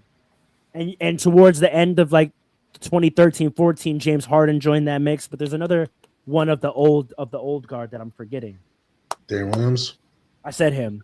I'll look back at my research, but even then, I've named more than a handful of guys, and any 3 of them, each of those years in that period, were averaging 18 plus and 8+. In today's game, right now, currently, there's only 1 guard doing it, and that's Cade Cunningham. And in the league, there's only 3 capable of it, in my opinion, and that's Trae Young, Cade Cunningham, and Tyrese Halliburton. You can throw Luka in there if you want to. I know Jokic is a point forward, and he's giving you points and assists, but if we're talking about guards specifically, there's only 3 point guards in the world even capable of it, and only one of them ever does at a time. It's either Trae, Tyrese, and now Cade is in the mix. And before this year, it was just Trae and Tyrese. You're not throwing LaMelo into that? No. Because he doesn't play a whole season long enough for me to say that he can do it the whole year. That's fair. So I think because that kind of build in point guard isn't so prevalent anymore, we don't think about it. And therefore people feel like we don't need point guards because that isn't even considered an option of a point guard for a team to have. What say y'all to the whole conversation and also to how I think it relates to what we said about this? Do we need a point guard or not, NBA? So I don't know that any of us, maybe we use the phrase point guard, but I think we all can come to the contention that you need a playmaker for sure. Whatever point that takes, whether point center, point guard, point forward, someone, you need a playmaker. And I think Fred's right in the idea that the most dynamic guards are able to do both. I mean, even if you think of the top 3 players, 2 of them are doing that. But then you look at a guy like Steph Curry, and I think this was kind of the pushback, at least that I had, right?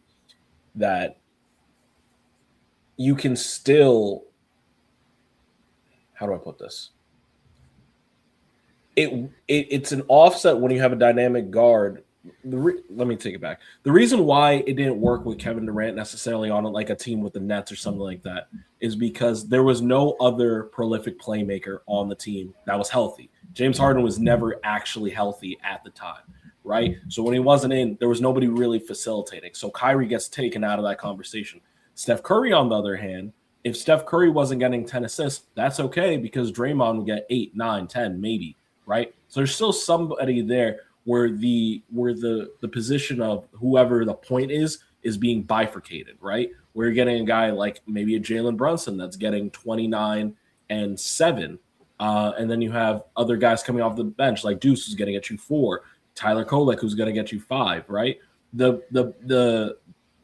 idea of what I'm getting at is if you don't have that elite kind of point guard that Fred's talking about, there's still ways to do it if the team identity buys into kind of what we bought into last night, 25 assists, high facilitating. Everybody's doing it. If you don't have that, right? If you don't have a team structure that's everybody's going to be setting everybody up to do something and we're all dynamic. Or if your roster doesn't have the IQ to play that way. Your roster doesn't have the IQ, right? Then you're going to need a friend because you're going to need a guy that's going to be able to make the right read. Sometimes the right read is to take the shot. Sometimes the right read is to make the play and hit KD for an easy bucket. More times out of 10, KD for an easy bucket is going to look like the right read, honestly. But the reason I don't think Kevin Durant is so wrong is because it's in his experience, right? Because he's looking at it from me, right? This is what I need to do to go win us 2 chips. This is what happened for me. And he's not seeing the fact that he hasn't run with a guard like Fred VanVleet before. He truly hasn't. Not once.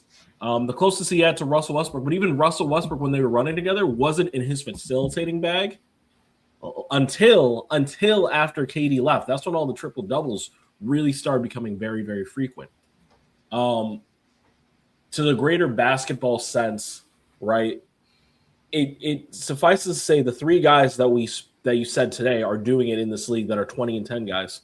None of them are on winning teams right now, and none of them are considered. Halliburton has just went to the NBA Finals. That's true. So maybe Hallie. Maybe. Say it again. And the Pistons are the number 1 seed right now in the East. Oh, that's true. That's true. So that's true. I guess I just don't rate the Pistons still. That's probably why I don't think I'm mostly thinking about the Thunder, who don't have that.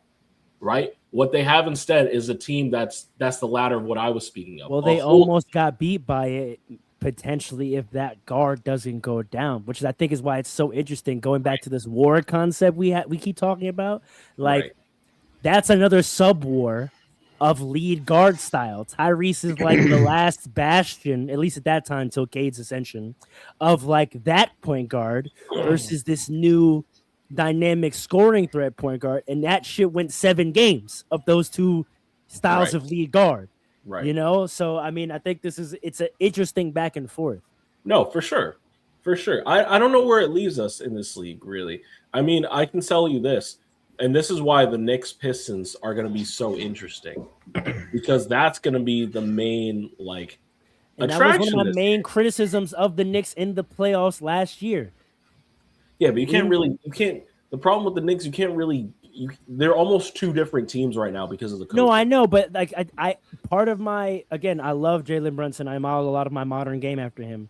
But the one thing that I think is a part of my game that's not so much part of his game, I did think a lot of times in those 4th quarters, as clutch as he is and as much as he is a bucket getter in the end of the 4th quarter, to lead up to that, he almost is just reserving himself to be able to go play hero ball. And I feel like they would benefit so much from him opening up the floor to set that up, to starting 4th quarters, getting his guys open so that the defense is now worried about everybody else because everyone's in rhythm. And now you just go cook. And I felt like that's what Tyrese did a lot better in those last games of that series, is Tyrese would get everybody off and then kill you himself. And Jalen Brunson would just try to kill you himself, particularly in 4th quarters. And it didn't work. Mm-hmm.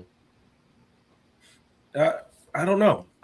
We'll see how it goes down. But, the thing is also, right, and this is why we might not see the fullest example about it, because the Knicks are constructed, like I said, even if Jalen Brunson is only getting you 7, you have other guards that are coming in that are actually, even non-guards, are really trying to swing and get guys open for their best looks. Sure, yeah. So, I think this conversation is less about the team play style, though. We are talking about these archetypes of guards. No, I get that. I know I connected it back to the team success point, but I think we are relatively agreed on that like as long as you have movement going on, you're good. But I think their conversation is really about like the success of this kind of guard. And like the thing is, and this is why you can't move the 2 away from each other, because the best organizations, quite frankly, when they see a guard that's going to get only 7 assists, they do supplement. So I don't know if we have a true test of what that's truly gonna. There are no. Let's put it like this. Well, the Pistons made an interesting decision because they were set up like that too when they had Dennis with Cade. Right. And something in the offseason, I don't know if it was his development and he spoke to them or the coach came to this realization on his own. They got that other lead guard out of there and either charged Cade or Cade asked for more playmaking responsibility, and he did it, and they're now the number 1 seed in the conference. Right. It's interesting. I don't know if I fall on. I don't know what I felt because I'm just examining what it is right now. And right now, our example, the current best team in the league is not doing what Fred is asking for, and that's just being real. But they have a team that's constructed to get everybody a bucket.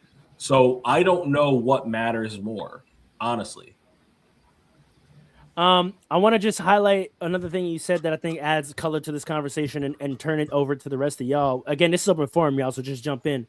But I think you bring up Steph and how that is a part of KD's experience is another big part.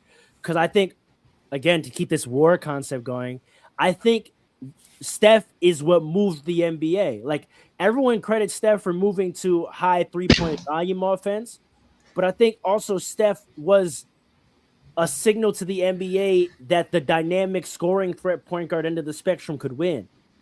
Because prior to that, everyone was trying to get a Chris Paul, Darren Williams, John Wall, or turn their young draft pick point guard into Chris Paul, Steve Nash, Darren Williams, John Wall, right? And Mark Jackson was doing that with Steph. People forget. Early Steph popping off was a 2010 guy. Yes. He was being molded into that form. They even, when Steve Nash retired, they brought Steve Nash in as a consultant on the Warriors, right? Like little details. And it was Steve Kerr that switched it and said, hey, we can have this guy play make. You just kill and create so much gravity that our offense flows. But also this part, to your point, they said we're also going to construct the team a certain way where all of our players are high IQ so that the whole team, like you said, we did, is going to move and do it. And we don't have to have a high concentration of assistants. So I think a lot of the problem what Fred is saying as well is like, if you don't build your roster like the Warriors, but try to play like the Warriors, then you devolve into what he said of pickup style basketball, where you allow everybody to just try to play motion, move, and try to influence everyone to move the ball and be high assists as a team, but you don't have the IQ on the floor to do it. It's going to be trash. It's going to turn into pickup basketball, particularly at high level moments when the game slows down.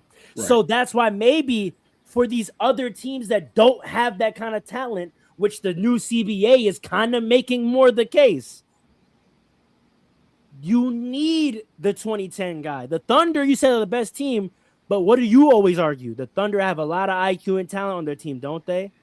Which maybe allows them to play that way. But these other teams don't, and they need the 2010 guy. The Timberwolves, do they have that IQ? No. The Lakers, do they have that IQ? No. Who else are Houston? Do they have that IQ? And I think that's what Fred is low-key trying to say. That the Rockets do not have a roster like the Warriors.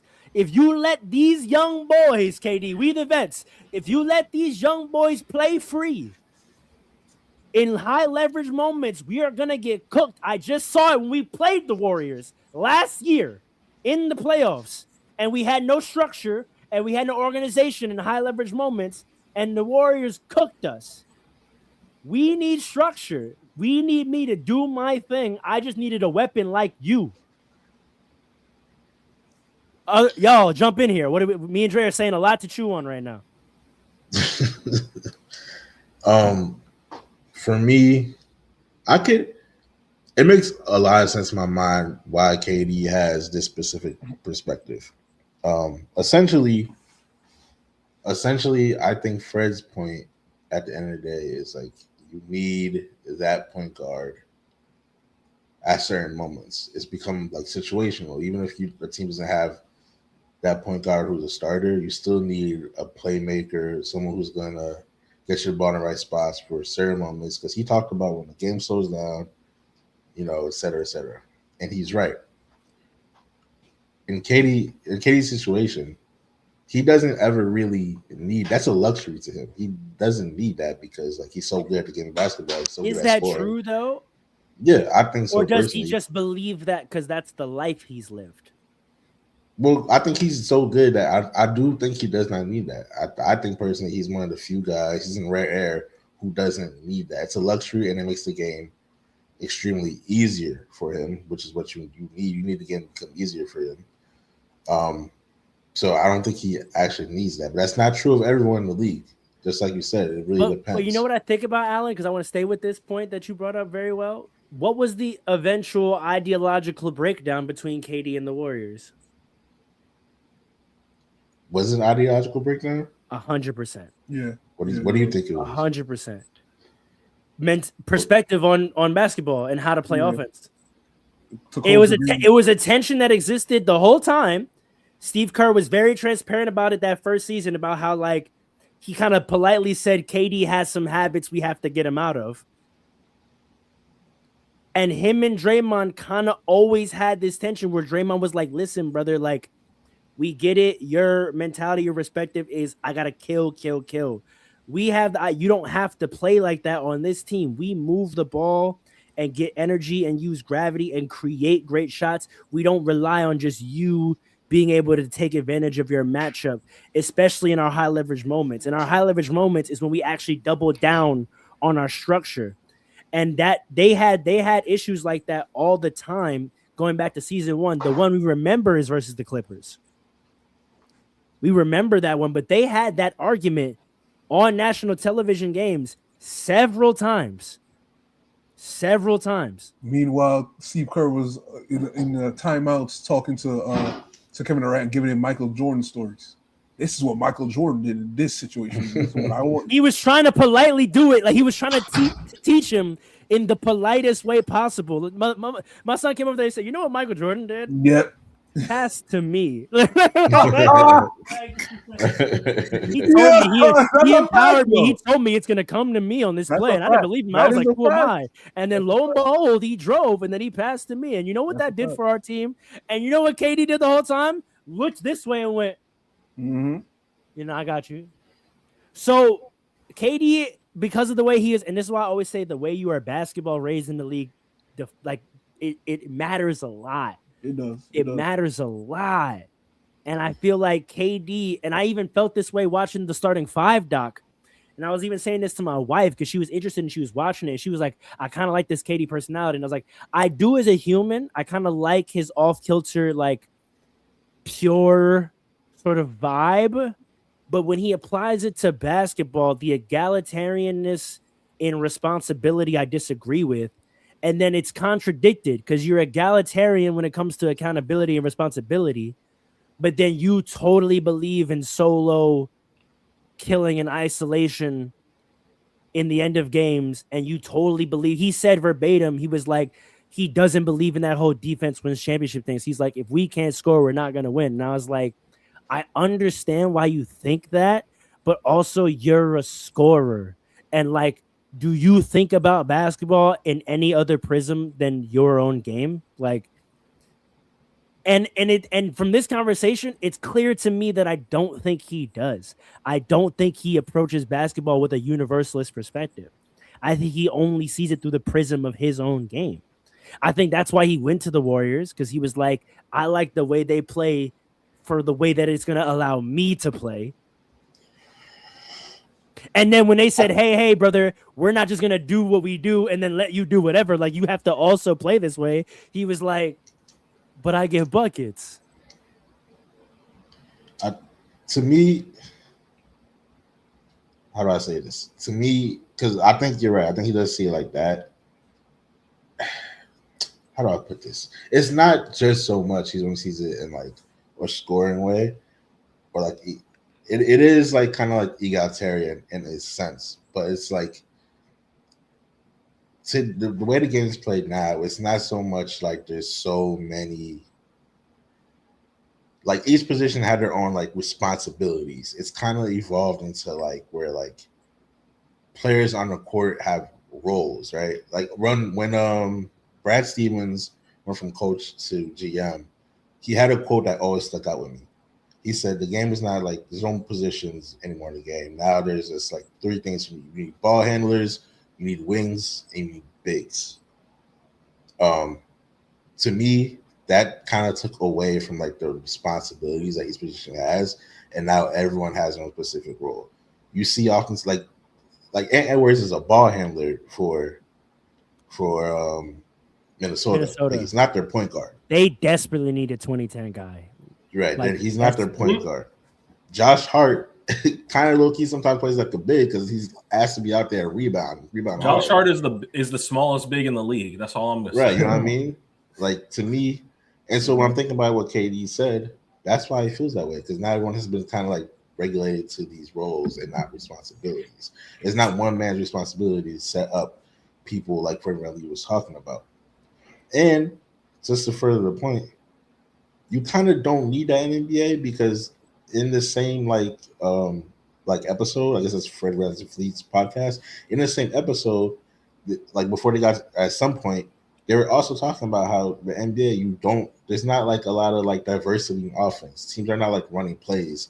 People are doing like a lot of the same things. So you kind of don't need to have one person be responsible for running the offense when you're doing the same couple things over and over again. Like, at that point, there's no need for it. Maybe not running it until but when you need it. Capable of executing it. Yeah, exactly. Like capable of executing it, I think, is a difference. No, you don't have to be responsible for the whole system. I think that was James Harden's problem, right? I think when he turned himself into a 2010 guy, I think he misunderstood what that meant, and he turned himself into I am the system, which we know doesn't work. It never has. That's why Steve Nash never won, right? But to have a guy who can take the offense and manipulate it in key moments to get specific results, I think is different. I think there's a little bit of a nuance there. And I think if you go so far on the spectrum of we don't need anyone like that because we can all do it, when it comes down to the end of a game, okay, which one of us does it? And what do we do with it? If you don't have someone that could command and organize it with the IQ to say, well, this has been what's been going on in the game. Here's who's hot. Here's how the defense has been reacting. This is specifically what we need to do. If you don't have a guy that can do it, and you don't have a whole roster that can do it like the Warriors, where Steph, Clay, and Draymond are all going to talk and come to the same conclusion about what we need to do, then what happens? And I would put the Thunder in that category too. The Thunder have high IQ guys. I believe they sit down, and the starting five doc showed that too. There was a lot of bench huddles where like Jalen, Shea, Chet, and Caruso would sit on the bench and be like, bang, bang, bang, bada, boom, boom. This is what we got to do. And they would all be like, word, bet. And all understood it at a high level. Not just like, okay, heard what you said, and I'm going to go try to do it. Like, they all intellectually discussed it and understood it. If you don't have that, and you don't have a guy, then you're in you're in the bottom of the league. That's where no, you're in this quasi contender land that the Rockets are in, that the Timberwolves are in. I don't know that the Rockets are in it only because Fred's injured. But because he's not injured, again, Paul, you've been very quiet. I feel like you have a lot of thoughts on this. Like, the reason I've been quiet is because what I'm going to say is going to divert the conversation. You don't have anything on. We've given so much substance out on this topic. You don't have anything that's on any of the stuff we've said. I find that very hard to believe. I mean, I do, but I got a lot to say that's going to divert. Okay, but we gonna let it happen. But like, I really want to know your opinion on what we're saying. But Paul, knowing you, I know you have a lot of basketball philosophy feelings, and I know that there's a lot that's going to take us elsewhere. But like, I refuse to believe you don't also have a fair amount to say on what we are on right now. I do. I just don't want to like drag it out. That's the only reason why. But we want to hear you, and our audience wants to hear what you have to think about this stuff. You can take us elsewhere after because we've all sort of gone. Okay. But like, round us out on this. I want to engage with you on this stuff. Like, I know you have thoughts on this. See, all right. Here's how I'm gonna gas you up. Okay. I honestly think if Jalen Brunson turned himself into a 2010 guy, the Knicks would be unstoppable. I said it. No. The Knicks would be unstoppable. No. I think the person that he is right now is what makes us unstoppable. Who is like a 20 and 28 and like 6 type of guy. I think that's what. Do you think the Knicks have enough IQ for that to work at the highest level? I think we're showing that we do. Paul, he's Hold a on. 36 guy right now. I know. I'm saying, but do you think in that mold, because we're kind of agreeing that like if you're that mold, the team has to have enough IQ to work, right? Yes. Yeah. I agree with all of that. Do you think the Knicks have enough IQ for that to work? We're proving it. Even after last year in the playoffs, it was proven they don't. It wasn't. The coach was the problem. Last year, the coach was the problem. See, that's always easy. That's always the easy thing to say. But if the same thing happens with a new coach, you have to look at your roster, and say these are not high IQ guys. Yes, it is not going to happen this year. I don't know who. OG, I'll give you, is a high IQ guy. Mikal, the jury is out. But okay, Cat is a high IQ guy. Cat, the jury is out. Cat is a high IQ guy. The jury is out on that. When it comes to IQ, he had the same issues with the Timberwolves. He had the same IQ to issues with the Timberwolves that he's having with the Knicks. The problem with those defensive issues you talk about are IQ issues. Let's be real. But we're not. We're talking about one side of the ball, though. This is a strictly offensive. I'm just saying. Okay, but this is one side of the ball. If we're gonna say Josh Hart, I don't think is a high IQ player. I'm gonna be honest. See, Josh Hart, when he's locked in, is as effort. He's effort. I don't know that he's IQ. He's a triple-double guy. Okay, I didn't say anything about production. I'm talking about IQ. No, you got listen. The way he plays, in order to get the triple, his approach to the offense, in order to be a triple-double guy, he has to make the right plays at all times. Paul, you and I know you agree with me. There's no way you pass up the shots that he does, and you're a high IQ player. He's not. When he's locked in, he's not doing that. That's what I'm trying to tell you. But why does it? But you see what they qualify it when he's locked in. The Knicks are a contender. All right. Relax. I didn't say they weren't. I'm just saying. I know you did. The qualifier that you just put on it when he's locked in, that means you're confessing that that's not his standard. He's not on his base level isn't high IQ. He has to be locked in. He has to be fully motivated and convinced to play this way. I'll go with that though. If you have the right players, regardless of whether you're good with it or not, we're just objectively analyzing it. Like objectively, you can't say they're the same level of high IQ roster as a Thunder. You can't say that. You sure about that? They haven't shown it. Have you been watching the Knicks this year? In the high leverage moments, they haven't shown it. In high leverage, we haven't gotten to high leverage basketball yet. We haven't got to high level basketball yet. Okay. In high level basketball, thus far with this iteration of the Knicks, they haven't shown it because the playoffs are in April. That's why. And I'm trying to tell you, I see the seeds of a different team offensively, a high IQ, straight or all around. So you know what's crazy? Let's say I agree with you. That would be the solution, right? Because that's one of the two solutions, right? Hold on, I got you. That's one of the two solutions, right? Is high IQ to go with that dynamic point, right? Yeah, so to your point, if the team is able to execute high IQ, then there's a good shot it works. Would you be willing to admit if it fails once again, you either need new IQ guys or Brunson has to turn 2010? You would confess that, right? Absolutely. I think then we're in agreement. I think then we're all in agreement. Yes. No. I didn't disagree with anything that you said as particular. Now I'm gonna divert it a little bit, right? Wait, I just want to hear the other Knicks fans' feeling on that. Dre, if it fails again, you either need more IQ players on your team or Brunson has to become a 2010 guy. And I think it can still be high 20s. I'm not telling him to turn to Steve Nash. He can still average, I think, 28, 29. He just got to get them assists up to like 9.5. Here's the thing. And you're both gonna clown me for this. I don't know that we ever failed. And why I say that. Say that again? I don't know that we ever actually failed. What are you talking about? The reason why I say a first iteration. This is the problem with you Knicks fans. Don't trigger me. I don't even know what he's saying. Don't trigger me right now. Let him finish, moderator. Hold on. First iteration of this Jalen Brunson-led Knicks team, we suffered. Everybody in the starting lineup got injured. So last year was the real test, and we had a terrible coach that didn't know how to use the bench. This year is going to be the first year. It's true. He's right. It's true. We ran 6 guys against the two. Yo, can I look at your team as only the 15 players on the roster? So you can say the fact that y'all look at your team as only the 15 players that play on court, That way you can say, oh, we didn't fail. The coach failed. Oh, we didn't fail. We were injured. Like, That's y'all are a team. It's a team. Y'all team lost.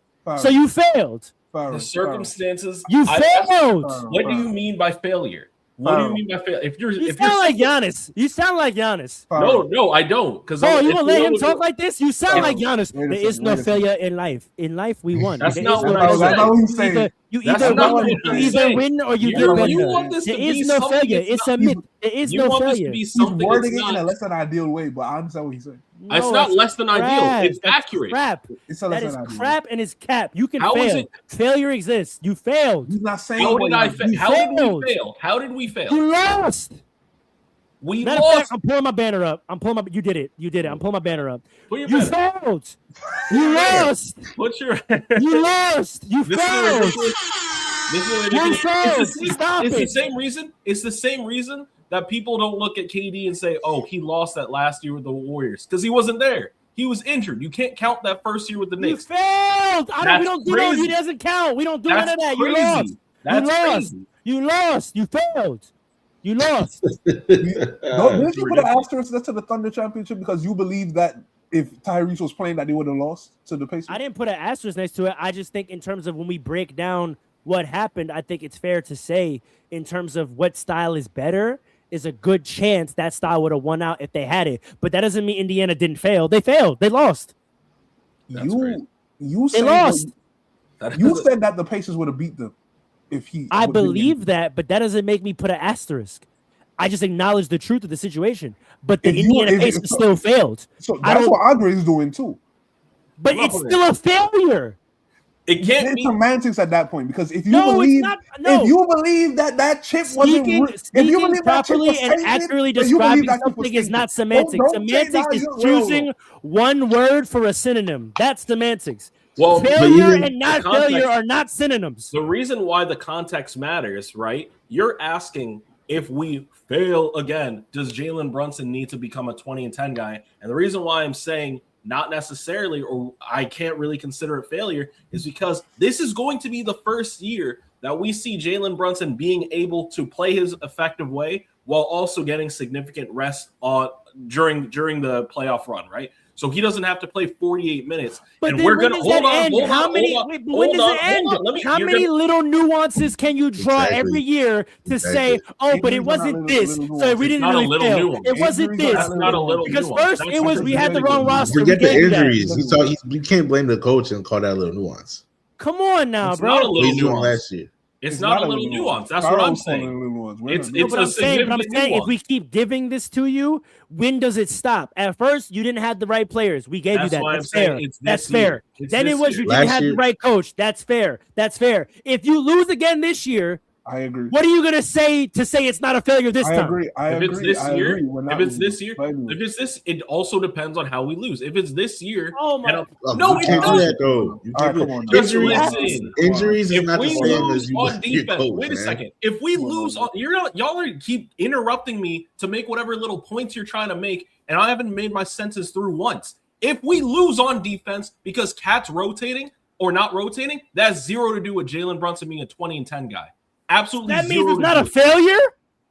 What does one have to do with the other? You're asking if he has to switch his No, play but style. I'm You're saying- comparing 2 points, Andre.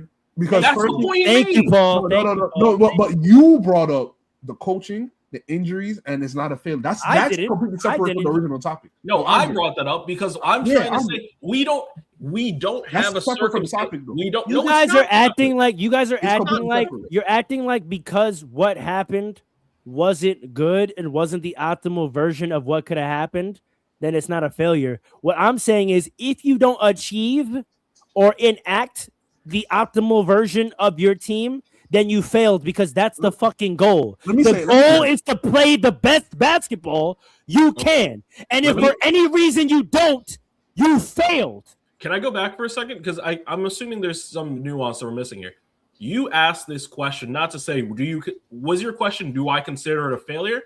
Or is it your question, does Jalen Brunson need to change?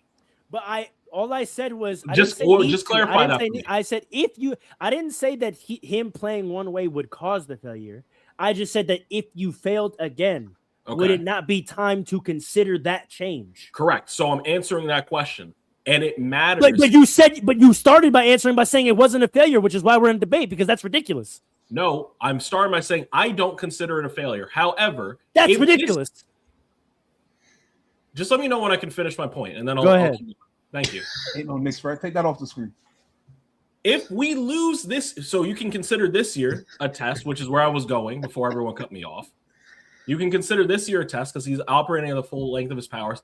And if I'm looking down the roster and I'm seeing Jalen Brunson has 29 and 7, and guys aren't getting as many shots, or we're not putting up as many shots as we need to, and I'm not watching the games, and I'm not looking at Cat failing to rotate time and time again, I could consider it a failure for sure. But my first stop isn't going to be, Jalen Brunson needs to change his playing style. But I'm not. What you're conflating is you're saying that I'm saying Jalen Brunson failed. That's not what I'm saying. I'm describing the whole. Jalen Brunson needs to change. I understand that, but I'm not saying that means he and his personal productivity failed. I'm just saying X is X and Y is Y, right? Yeah, sure. All I'm saying is that if the whole equation fails, would you not try to change something? It's not going to. My point is, if Jalen Brunson goes out and becomes a 20 and 10 guy next year, and Cat still doesn't know how to rotate, it's not going to matter. Okay, that's different than saying it's not a failure. You were just saying we would still fail for other reasons. Correct, but that's where I was going. Okay, then. All right, but don't try to say it's not a failure. I didn't say this year wouldn't be a failure. I said last 2 years I don't consider a failure. You were saying last year wasn't a failure because you're analyzing it under the prism of did Jalen Brunson fail, which is what I'm not. I'm not saying that. No. I never. I'm not saying that. It's a failure. You failed. I never said it was under Jalen Brunson failing or not failing. I said I don't consider it a failure because of the coaching. I don't consider it a failure of the coaching. This year, if we fail, if we don't hit the playoffs, then this is a complete failure. Why? It's a complete failure because there are no excuses left. There are no excuses left. It seems like you're gonna find one. That's what me and Alan are saying. It seems like you're going to find one. There's a difference between you already built it in. You just built it in. Cat's defensive rotations. You already prepared yourself. That's not what the excuse is going to be. That's not an excuse. That's a reason. That's an analytical decision and a discussion. So coaching isn't a reason? I'm sorry? Coaching isn't an analytical explanation? No, it is an analytical explanation. So why isn't that a failure? Because he didn't have the opportunity to perform at a level for him, Jalen Brunson. So you are framing the failure in terms of Jalen Brunson. No. I'm confused now. Exactly. That's what I'm saying. Stop framing it in him. The team failed, and the reason they failed was because of the coaching. That's a complete sentence. That's a sentence. It's a complete sentence, and it goes to the sense of if Tom Thibodeau, right, actually utilized the best and utilized the full team, Jalen Brunson doesn't get gassed. We'll win a lot more of those games. Agreed. So that's 29 and 7. But that means that Tom Thibodeau is the reason you failed. Yes, he is. Okay, that's all we're saying is that it was a failure. That's why I said it's semantics. But it's not though. But it's not one that has misalignment of what you're trying to express. You're trying to express whether Jalen Brunson failed or not, and you're saying he didn't fail because Thibodeau was the reason for the loss. All I'm saying is the whole scenario was a failure because as the New York Knickerbockers, you're trying to win a championship, and you didn't, so you failed. And the reason was Tom Thibodeau. You keep trying to point out that it wasn't Brunson, which is fine. Fine. That doesn't mean that it wasn't a failure. I think you're getting locked up on the nuance of the point here. It doesn't matter. Last year, if Jalen Brunson had 20 and 10 because of Tom Thibodeau, it wouldn't have mattered. This year, I understand that, brother. So then, stop fighting the failure designation. That's what I keep trying to tell you. We are agreed on that. It could be true that you can say that Jalen Brunson doesn't need to change because he has not been and will not be the reason for our failure. If you had just said that, I would agree with you. But you keep trying to say that you haven't been failing, which is ridiculous. I personally don't consider him failure. You can say Jalen Brunson has never been the reason for a failure. Wait, hold on. A failure for who, Andre? You don't consider a failure for who? I don't consider a failure I don't consider a failure for Jalen Brunson. I don't consider a failure of the franchise itself. That's kind of crazy. That's ridiculous. That's ridiculous. I don't consider it. I don't losing its failure. I don't like what. That's true. He is the coach. What? So all right. Let's get on this, man. Listen. Okay, so to summarize that, you're saying you don't think that a failure this year should trigger Jalen Brunson shifting his mode because you're saying he has never been the reason for your failure, and you don't think that he will be. You don't think that all other things can go right, but Jalen Brunson not being a 2010 guy will be the reason. Fair. Alan, do you agree? Or do you think that if they fail again this year, that maybe it's I really wasn't until you fought it. Like I didn't even put no sauce on it until you said we didn't fail, which is just crazy. I told you not to trigger me. Anyway, we didn't fail. Alan, there's no failure in sports. If they fail again this year, even if the reason isn't Brunson, that maybe it's time to consider Brunson going to 20. Particularly, let's say, and this sets us up to end the episode. No, I got a lot to say. You gotta let me. I got 2 points. Fair. This was gonna be a nice setup. We're about to watch them go against the 2010 team in the Pistons. If they fuck around and lose to the Pistons in the playoffs with the 2010 guy, just like they lost to Halliburton in the playoffs the last 2 times, who was a 2010 guy, would it be time for the team and Jalen Brunson to consider turning him into a 2010 guy? If they keep losing in the playoffs to 2010 guys. Yeah, it really depends on how they lose, but yeah, you gotta at least consider it. Because you gave 2 options before. You said, does he have to be like a 2010 guy, or do they have to go get other high IQ players? Either way. Yeah, in my opinion, I think the first step is to try to get more high IQ players. Because the way Jalen Brunson plays, he's been fantastic. You don't want him to change that too much. You rather but it hasn't won. Yeah. So that's why you try to improve the team in other ways. If you can't do that, then it's time to consider that if that's going to help the team. But I think overall, the difference is going to be a high IQ players because we see him already. We see it with Tyler Kolek already, right? You got another high IQ player out there. You got another ball handler. There you That's go. one of the roles I talked about earlier. You got another ball handler. Yep. And it seems to be helping them out. So you can let's improve see the if he team can in do that way. When it counts. Yeah. So it's really going to depend. But you, at the end of the day, you have to consider it. If that's what the team needs after like you evaluate how they lost, if that's what the team needs, he has to at least consider it. And Jalen Brunson he wants to win enough that I think he would do it if duty calls for that. I think he would do it. Especially if you keep losing to it. That's the point for me. Like if it was in a vacuum, sure, but if you consistently lose to that and you like refuse to consider being that, it's like what, like you're smashing your head against the wall. And a thing to point out, like Jalen Brunson is so good at basketball, like he's fundamentally and IQ that he's one of the players that's capable of doing it. He's so good. He's capable. He would be my favorite player in the league if he did it. He would be by and far, no one even close. He'd be my favorite player in the league if he did it. Like by and far. So let me say this, right? Just to address what y'all said first, just real quick. Jalen Brunson. The Pacers couldn't guard us, right? So the defense was really the issue last year. The offense, it could have improved, but it was still good enough to beat them. Number one. All right. Number two, getting back to specifically what KD said, right? Okay. KD said you can't to just like go back to exactly what the conversation was. He said that you can't just come down the court and look to pass and not be a scoring threat anymore. Right. I have a question for y'all. Mm-hmm. When has that ever been the case? That's been the case. Winning teams don't have those type of players. Never, ever. Honestly, actually, I agree with you. And I think that's part of what Fred was pointing out to KD of where there's a gap in his perspective. That's what I'm saying. He has a big gap in his perspective. There's levels to it. Because I feel like what you're talking about is, but I think what you're talking about is players that are able to shoot and make a shot. Because that is different from like the scoring threat that KD's talking about. No, but I think what Fred said this.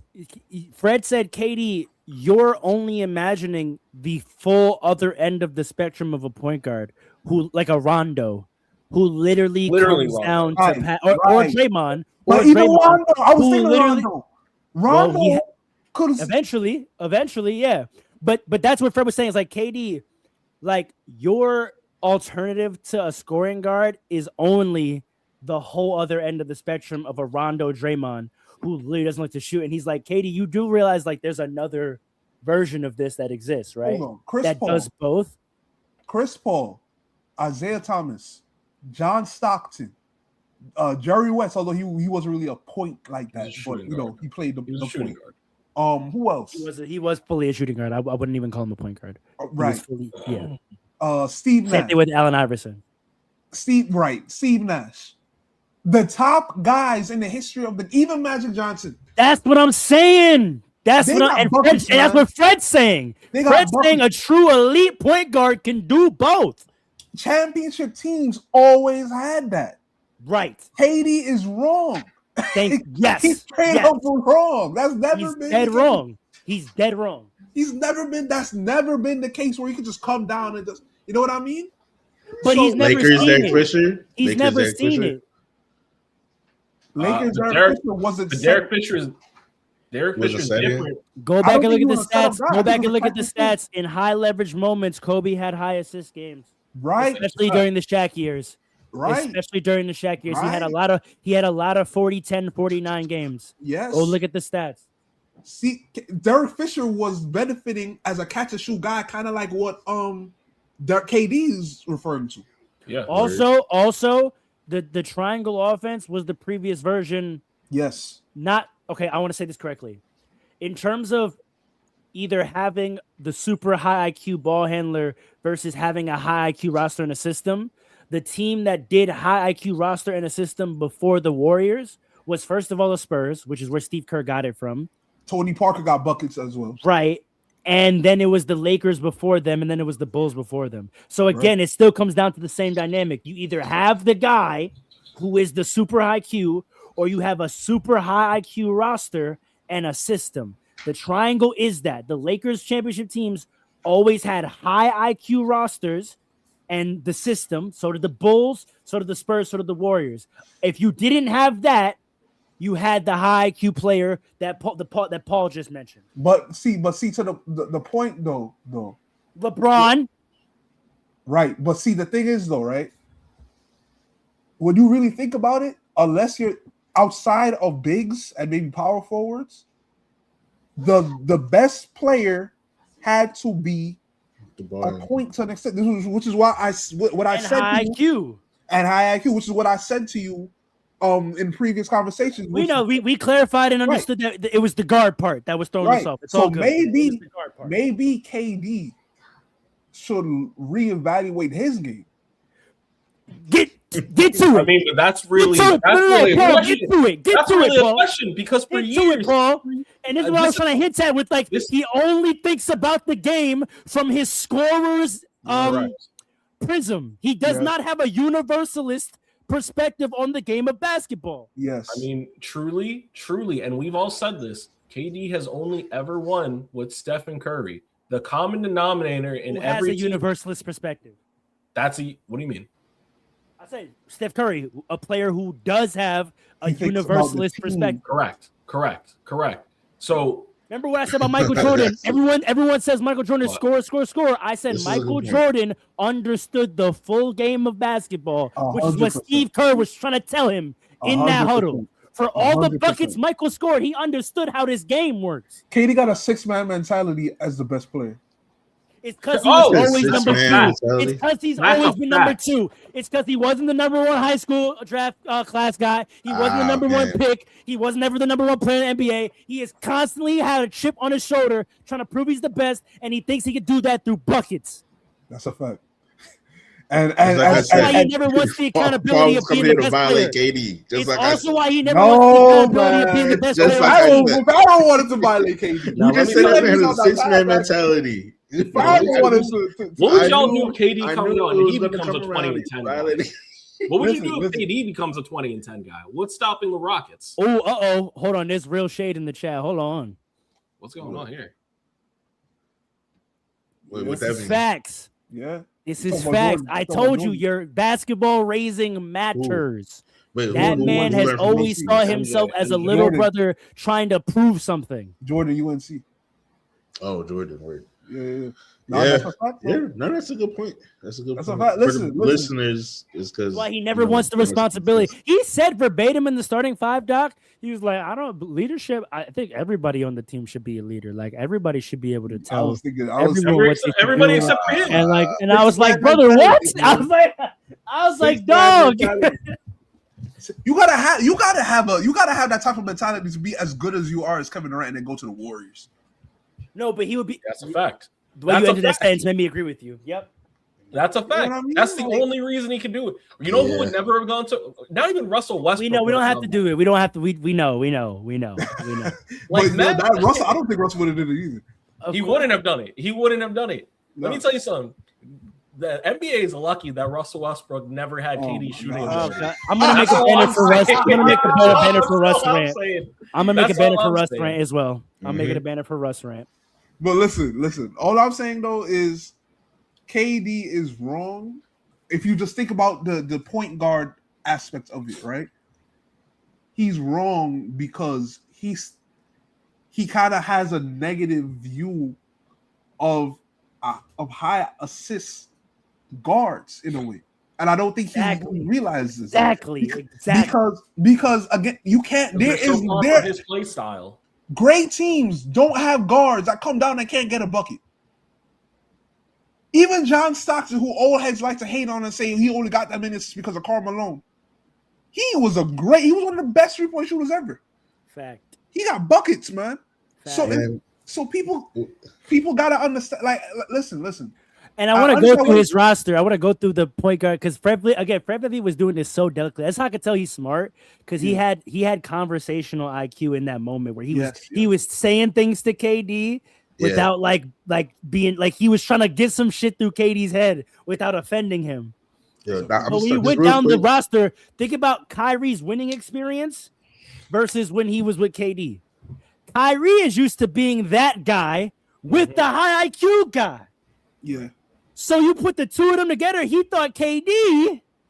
He was like, "Are you gonna be that?" He tried to be the high IQ guy himself in Boston. Did not work, and he admitted it. He said, "I understand now that shit is He difficult." apologized to LeBron. He said that shit is very difficult. And then he said, "Oh, but KD just won. He must have learned it. Let me go do it with KD." That first half of the season, they said, "Oh, neither of us know how to do it. We need someone that could do it. Let's go get James. He knows how to do it." As soon as he got hurt, what? Oh, man. The one time I ever seen KD do it was when James got hurt in that playoff run. That was the best I've ever seen KD, but then his damn toe was on the line. I never seen KD better than how he played in that Bucks series. He was doing everything. He looked like that guy. Like he looked like that, like LeBron, Magic, Michael, Kobe guy. I'm gonna be the best player. I'm gonna be high IQ. I'm gonna run this shit. I'm gonna do it. But he lost, and he never did it again. The next year, he looked like trash against the Celtics in the playoffs. Look at the comments, man. Hey, know that from now. We on a roll. He looked like trash. Then what did Kyrie do?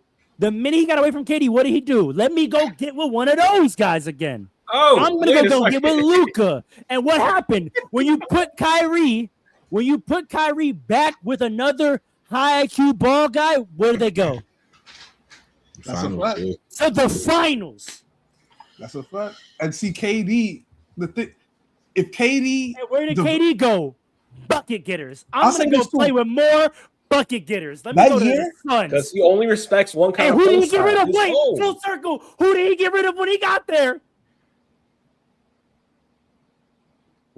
Is that his Chris streak, Paul, right? Chris Paul, yeah. He got rid He of Chris said- Paul he said, for "You don't Bradley fit this- Beal. you don't for fit- Bradley Beal. You don't fit Yes. what we're trying to do here." And Chris And Paul what did said, we all "What?" say? If they kept Chris Paul, they would have won. Yes. If they kept Chris Yeah. Paul, they would have They won. would've won. Yeah. Chris Oh, Paul. man. It's so funny because he really hates what he needs. He really hates. On God. He And There's the a thing bigger is- point to be made about We're that. doing There's the a bigger science point in now. life. That's I won't crazy. make it, but in life, there's a bigger point to be made about that. I'm just saying, if I was Fred, He hates what he needs. let me just say this. Oh my God! Let me just say this. I hope Fred Yo. is okay. Let me just say that. I hope 38-year-old man, but let me relax. Okay, I hey, hope relax, he's, man.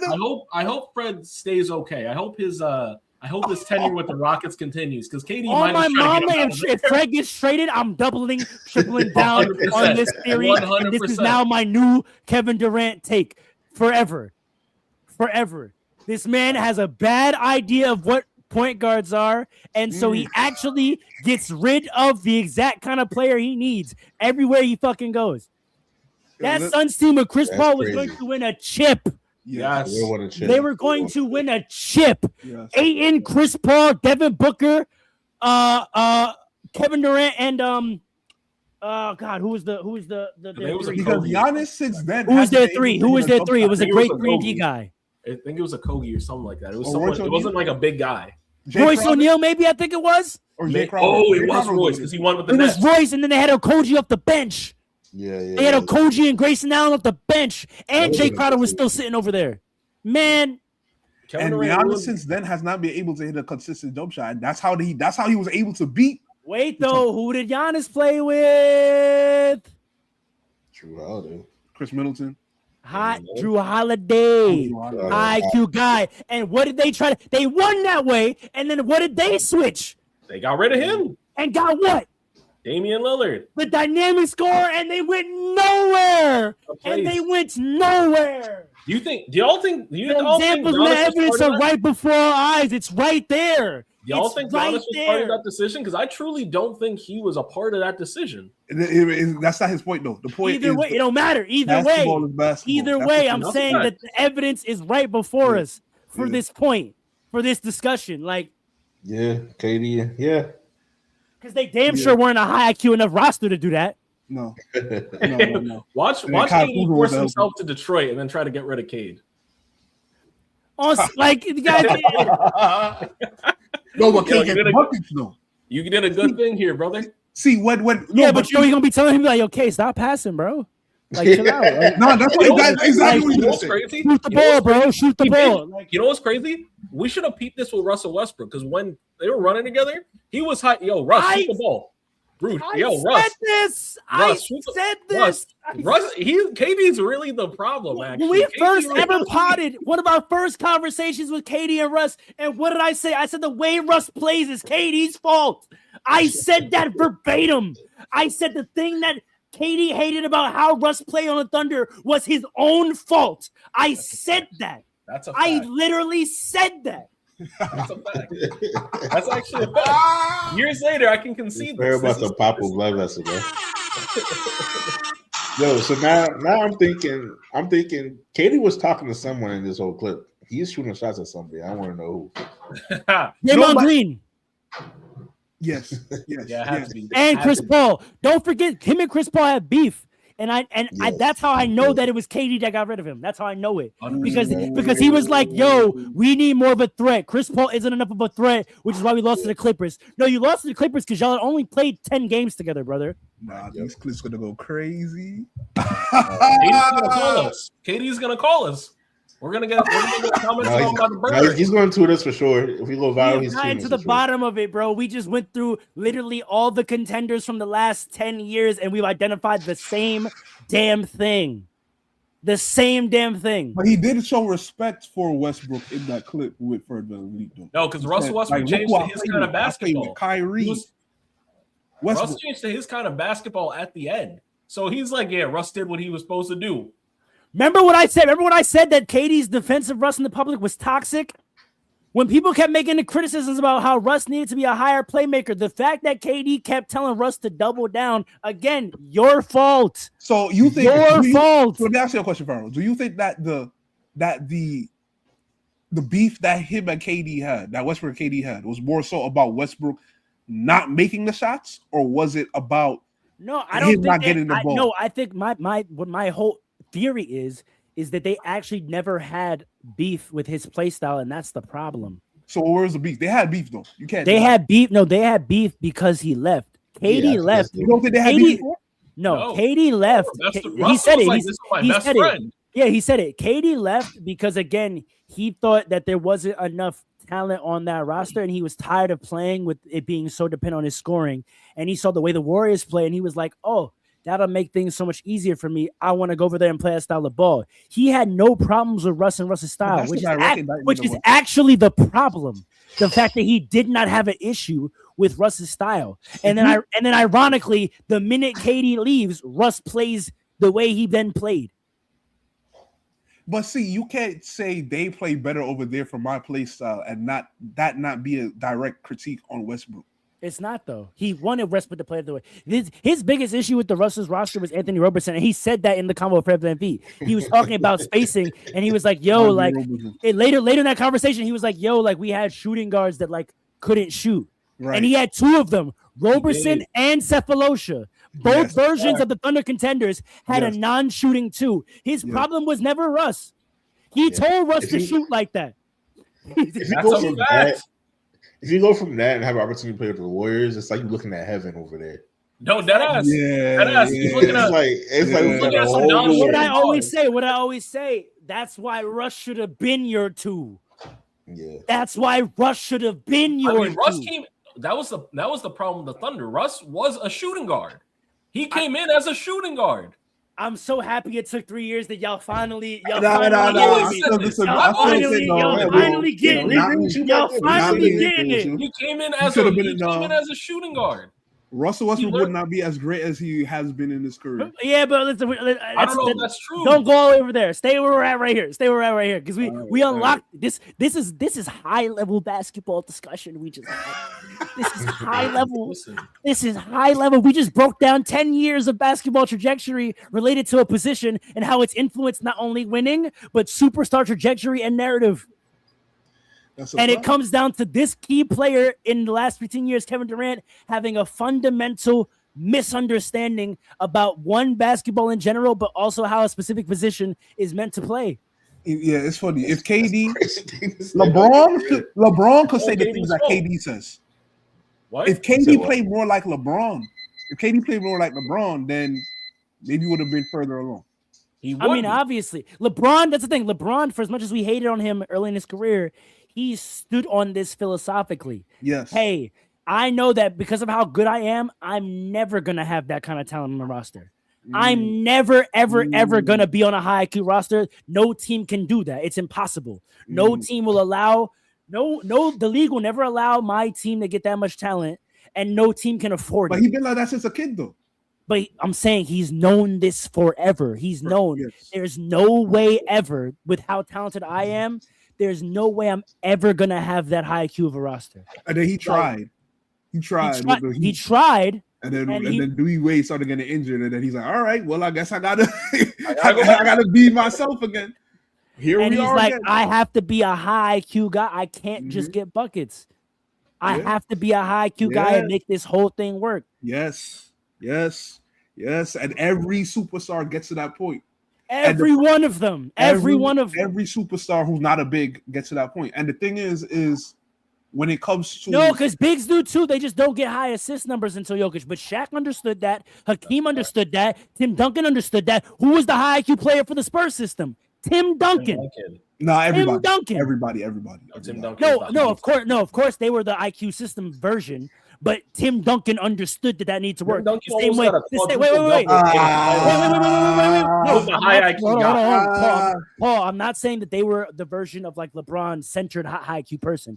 I'm just saying, even when you go the other route of like high IQ roster and system, the best player has to be high IQ enough to know that that's what they need. Like Steph did, like Mike did, like Kobe did. Or do you put that on Greg Popovich though? You could put that on Greg Popovich. It's a combination. Someone convinces them, right? Someone convinces them. Phil convinced Mike, and then he convinced Kobe. Greg convinced Tim, and Steve Kerr convinced Steph. Because again, Steph was fully being modeled the other way. And Kerr came in and said, hey, listen, that's great, and we can maybe win that way. A lot of teams have won that way. I've personally won 2 different situations this way. So why don't we try this? Because you got this guy, and I think everyone here is pretty smart. And I think I can get another smart guy over in Denver to come over here for the cheap. Yeah. No, you're right. You're right about that. But at the same time, man, I just think it comes down to, and this is why these front office guys don't understand the game of basketball in the shows, because they think just turning guys into, if you're a guard or a forward, just be a high usage high usage, high assist guy, and be the point guard. But it's deeper than that. It's not just about being the point guard. It's about and getting high assists. It's about understanding. I don't even think they're trying that anymore. I think they Say that again. I don't even think they're trying that anymore. They just want their guys to score. They're not trying anymore. It's changed now. It changed now. It's a lot of different reasons though. And that's why people say you don't need a point guard anymore. It's because no one is trying to develop any more 2010 guys. Yet the 2010 point guard teams keep winning. The Pacers, now the Pistons. It's either that or you have the high IQ system. The Thunder, the Warriors, the Celtics. Celtics were high IQ system. I think 20 and 10 can't be the marker anymore, though. I think we got to lower the assist and raise the Nuggets. The Nuggets were high. The Nuggets were high IQ player version, right? Jokic, right? Giannis was high IQ system. Right. So I think 20 and 10, we got to change that to like It's got to be 25 and like 7. 25 and 8. No. You either have to have your 20 and 10 guy, or you have to have a high IQ roster that can play a system. That's what we've discussed. That is what it is. That's the way to win. Still, it's just that way more teams are trying to do high IQ system guy instead of 2010 guy when they don't have enough IQ on the roster. That's the problem. I'll say this. Let me to close out. I want to hear what trying to match the Warriors and the Thunder, but they don't have Warrior Thunder talent. I want to hear what you got to say about on this, Farrell. So KD would probably say if Andre Roberson could hit a 3, I would have more assists. So what are you talking about? KD would never say that. KD would never say that in his life. Are you crazy? He doesn't believe in passing. He doesn't believe in pass. He believes in everybody cooking themselves. No. Because he did say in that same conversation with Fred VanVleet, I need my guard to hit open shots. He doesn't say he's going to get them. He didn't say anything about helping them get there. No, he did. No, but he said I'm gonna set a screen. No, he said I'm a floor space and I'm gonna set a screen. That does not say passing to you. He did say I need you to make the game easier for me by making open shots. But he said nothing about passing to them. If they are open, they have to get a pass. Not from him. Oh my God. Not from him. Not from him, brother. When I get the ball, I need to score. That's a fact. He's here for what? Yo, listen, we clown Michael Porter Jr., but Kevin Durant started this archetype. He said when MPJ was drafted that he was baby KD. Yes, he was. You did. That's crazy. The ball stops. And now he's going to do it. And I love that he's doing what he's doing. Alan, I don't know how you feel about it, but I hope that GM perspectives change about Michael Porter Jr. because to Dre's point, he was being under fucking utilized in Denver. Yes, he was. He was being absolutely under fucking utilized. The role that Aaron Gordon had is the role that they should have given MPJ. Yes. Yeah. Yes. Aaron Gordon should have been the spot up guy and the dunker guy. MPJ should have had offense ran through him. 100%. They should have. They could have had. There was no reason he could have been averaging 25. And you know what? When Jokic was out after the bubble, and it was Murray and MPJ, he were like fourth in the West still. Yeah, it's just been tough for him because his back issues and stuff. So I'm sure they were really scared about that. But my back would be tough too if I had to carry the whole offense. My neck and my back. Come on. But he's been amazing. Let's wrap it up. This has been great. I don't want to oversaturate it. What are some final points? We just did genius level basketball discussion. How do y'all want to close it out? I don't have any more to say. We cracked the code of the last 15 years. We literally cracked the code. The Nets just got a 20 and 10 guy. Last 20 years, actually. Last 20 to 30 years, actually, if you think about it. Because we went back to Isaiah and Magic and Hakeem and Michael. We broke in the last 30 years NBA basketball. That's 40 years. Facts. If the Nets went and got a 20 and 10 guy, they'd be in a much different world right now. A whole different world. They still no. They still don't have enough talent. They still don't have enough talent. A whole different world. I'll tell you that. They're doing the other way. The Nets are doing the other way. And Nets are doing the high IQ players all around. That's what the Nets are doing. They're trying to do that. Because they tried the superstar model and it failed because they used the wrong guy. They did the wrong pairing. They put two of the I'm gonna be the scorer guys together and said, all right, is one of y'all gonna be the high IQ guy? And they both were like, nah. And they're like, you gotta go get another one. And they got James Harden. And they said, James, are you gonna be the high IQ guy? And he said, yeah. And then his hamstring tore. Right. Yeah, exactly. Fred VanVleet Joe coming Tsai back. said, "No more of this. I want a system." Fred VanVleet coming back is gonna mess up the Rockets offense. Kevin You're Durant's going to bugging try to out. get rid of him. You're bugging out. No, we'll see because You're bugging out. like Fred VanVleet said, he's one of the guys that it's like a hybrid of that. So maybe we want to have to see. No, but the way they've been playing like this for the whole season so far. So at first it's gonna be It's messed going up. to be an adjustment, but I Right. actually to go back to what me and Paul snickered about Fred VanVleet selling himself. Fred VanVleet has put up numbers in this league before. Yeah. I think Fred VanVleet he was awesome before. I think Fred VanVleet, when you put a KD weapon next to him, I 100% think he's a 2010 guy. I'm willing to stand on he's that. going to get I'm traded. willing to stand on that. And I'm that's willing why to stand on I'm you put a telling KD next to Fred VanVleet. He could be a 2010 guy, at I'm least telling you 18-8. right now. At least telling- 18-8. I'm telling you right now, for Fred VanVleet's career with the Rockets, he better not get above 7 assists because Kevin Durant's going to have him moved immediately. Okay?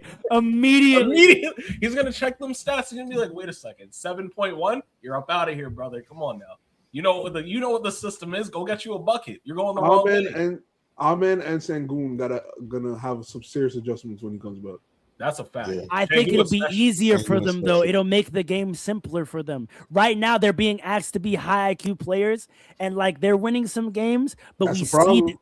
we see the gaps, though. We see the gaps in their IQ. Now, do you want to wait 4 years for their IQ to catch up, or do you want to put a high IQ veteran there to teach them and get them there? That's the question. The It's gonna be Thunder, what very- did they do? The Thunder said, let's give him a year with a high IQ guy and watch what happens. Put Chris Paul on this team for a year and watch them take off after that. It's gonna be interesting. Very interesting. Put Iggy next to Steph, Clay, and Dre and watch what happens after that. Put Drew Holiday with Jaylen Brown and Jason Tatum and watch what happens after that. Mhm. We've seen it again and again and again and again. Yeah. No, you're right. You're 100% right. That's it. That's my whole basketball like belief system. Your whole ethos. In 45 minutes. We did it. I should retire from the podcast right now. All right, y'all. Final words. I wrote Dre Wayne Allen. Final words. I guess it's just interesting that we did all that. And like I said before, like KD's one of those guys who may not need it. And at least it's just interesting to me that like around this time this clip came up, he was on his pod.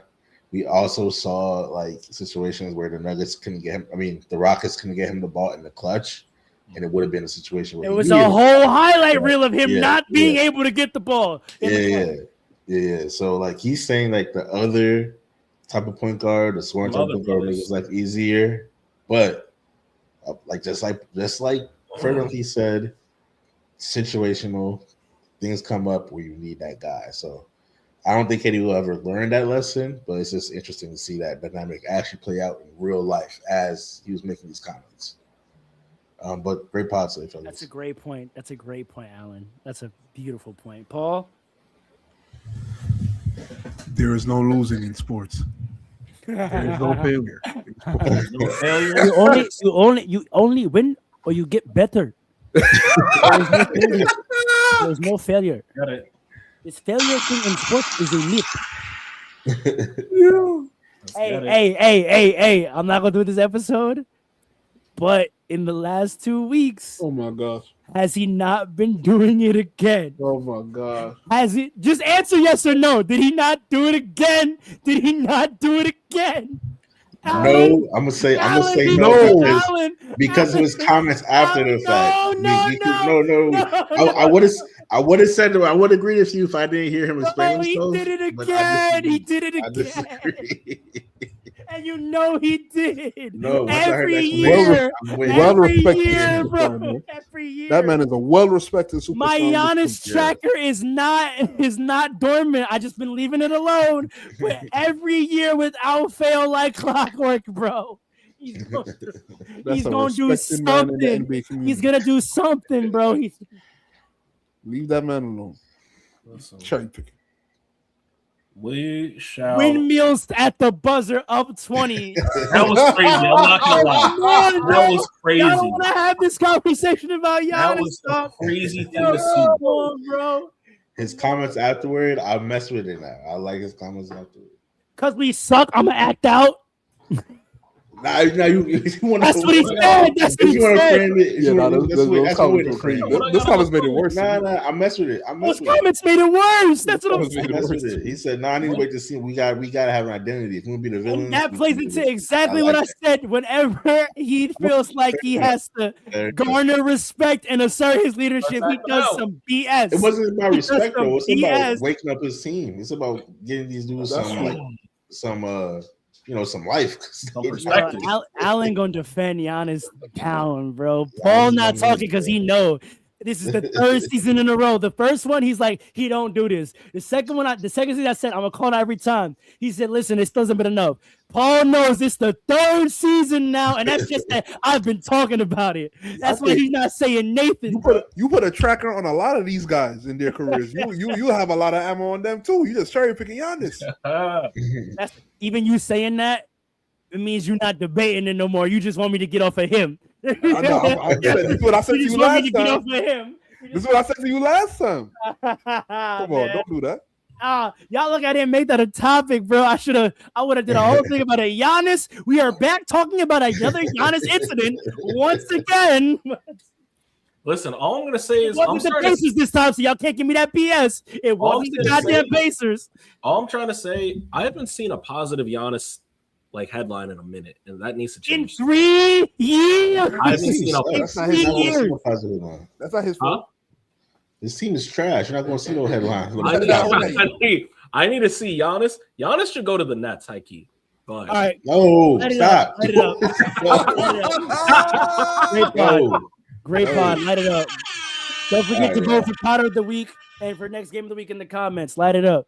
And check out our stream, 2K streams. Friday, 10 p.m. every day on every week on Twitch.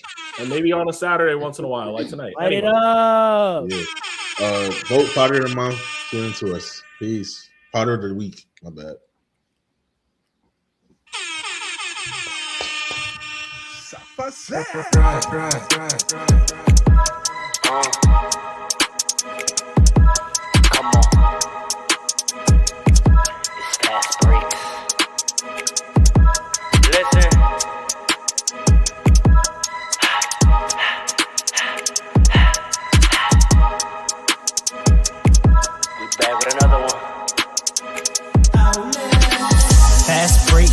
Coming with the takes, never early, never late, but we always push the pace, yeah, and we really study tape, y'all just view the highlights, man, we really watching games, yeah, you just watch from the stands, we run 3-man weeks, Paul, Dre, and Allen, yeah, way more than a fan, we got love for the game, we don't have to pretend, got it out the mud like you get it off the glass, I'm the run the fast break, throw me the outlet, yeah, we got it out the mud like you get it off the glass, time to run the fast break, throw me the outlet. We on the break, it's fast break. We on the break, it's fast break, let's go.